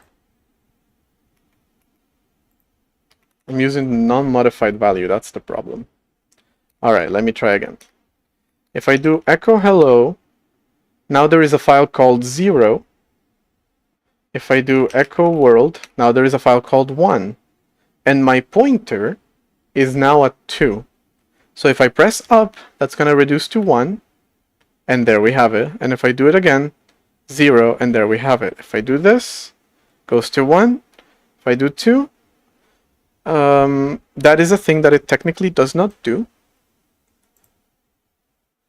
which is that it should still wipe the buffer.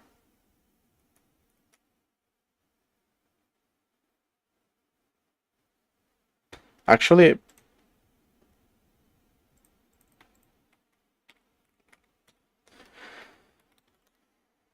it should still wipe the buffer so I can begin anew. Echo hello, echo world, world, hello, world, and boom.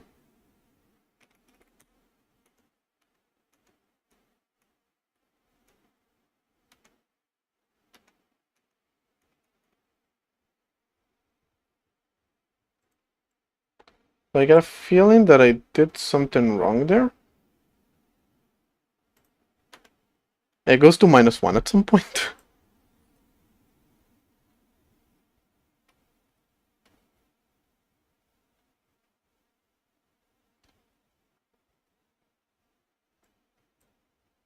Right, I do need to have a count, honestly. That would be very convenient. But it's not guaranteed to always be correct. If I do /term history /count, maybe by the time that I read it and the time that I actually work on it, it's gonna be different. But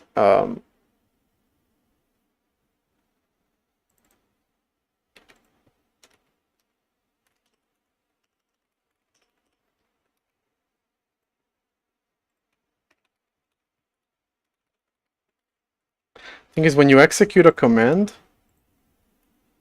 history count gets increased and history pointer gets set to that. History pointer can get modified, but history count does not. So I can do echo hello, echo world, then I can go back, and then I can execute this. And now my last command is that one, followed by world, followed by hello again. Okay, so that's correct. I can go here and I can do echo done for some reason. Done, hello, world, hello. That goes to -1, so it wipes my buffer, which maybe I don't want it to do.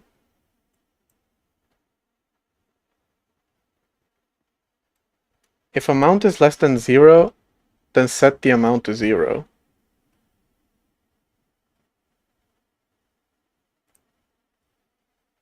But it somehow wiped.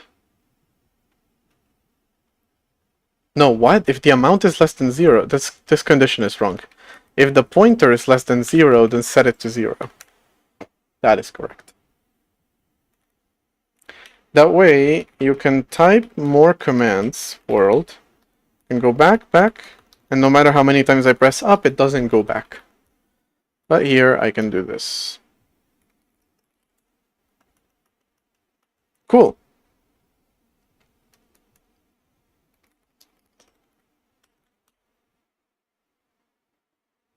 Well, that's not good.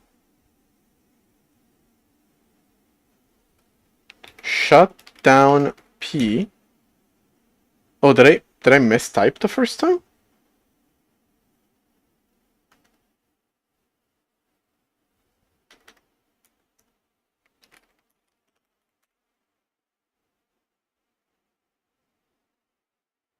I'm not sure if that was a bug or if I just mistyped something, but it feels like I did shut down /p, which should have worked, but instead it gave me usage, which means it didn't work. I just don't want it to be like an input buffer issue. But IDK. Alright.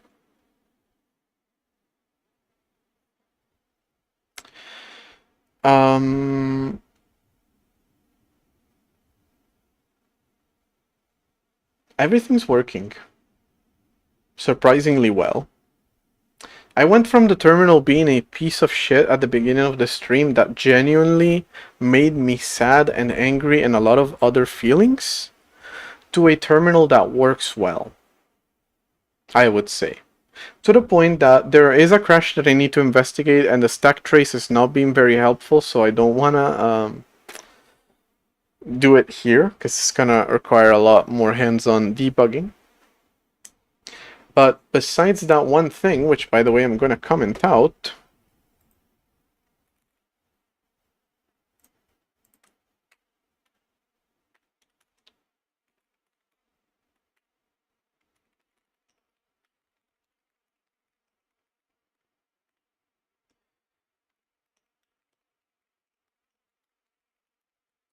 let's call it a structured data displaying not implemented. All right. Okay, so besides this one thing that I am marking as not implemented and commenting out, everything seems to be working fine.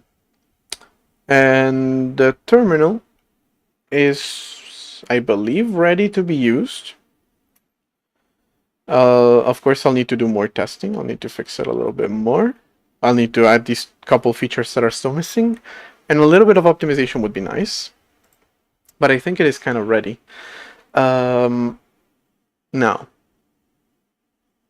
that's probably the end of the stream for today. Tomorrow, I want to work on...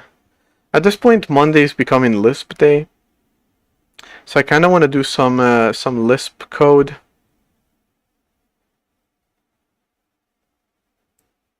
Because Lisp is beautiful. I want to work on the build system a little bit. And specifically, I want to see if I'm able to use cross-compiling GCC versions to create cross-platform builds of my programs without needing a Windows virtual machine, which, by the way, my Windows virtual machine has unfortunately perished in the great Ubuntu fire of 2026. It is unfortunate. Our thoughts and prayers with the family of Windows. But it is gone, and hopefully I will need another one if I'm able to cross-compile for Windows. Although I probably will need it to test that the cross-compiled code works. But yeah, I kind of want to make...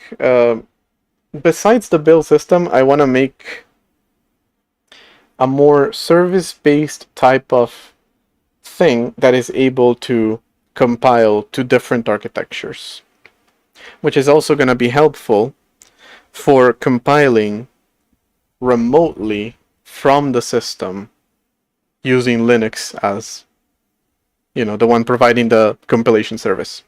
So I'm essentially creating a CI system for a distributed operating system, though, so it kind of makes sense. All right, that's my plan for tomorrow. But after that, like when I do operating system stuff again, which this is technically part of operating system stuff, it's just more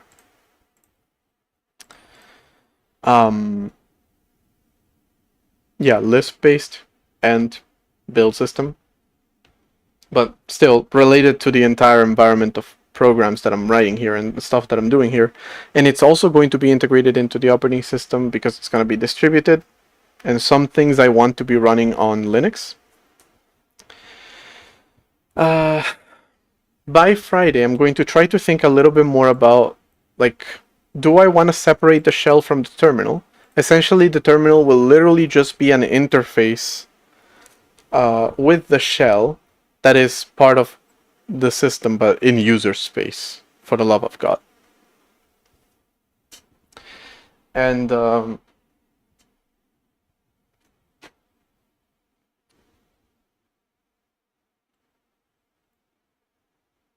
also think a little bit, in general, I have to think a lot more about the file system, make it work in user space, make a bunch of stuff work in user space thanks to this, and hopefully be able to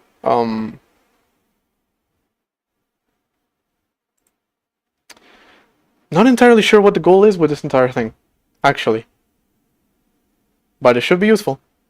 Well, the goal for the file system improvements is to be able to have this thing, to have terminal/history actually work as it should, instead of having to have term history as the name of the folder that you write to. But yeah, essentially, next thing I work on for the operating system is going to be file system related.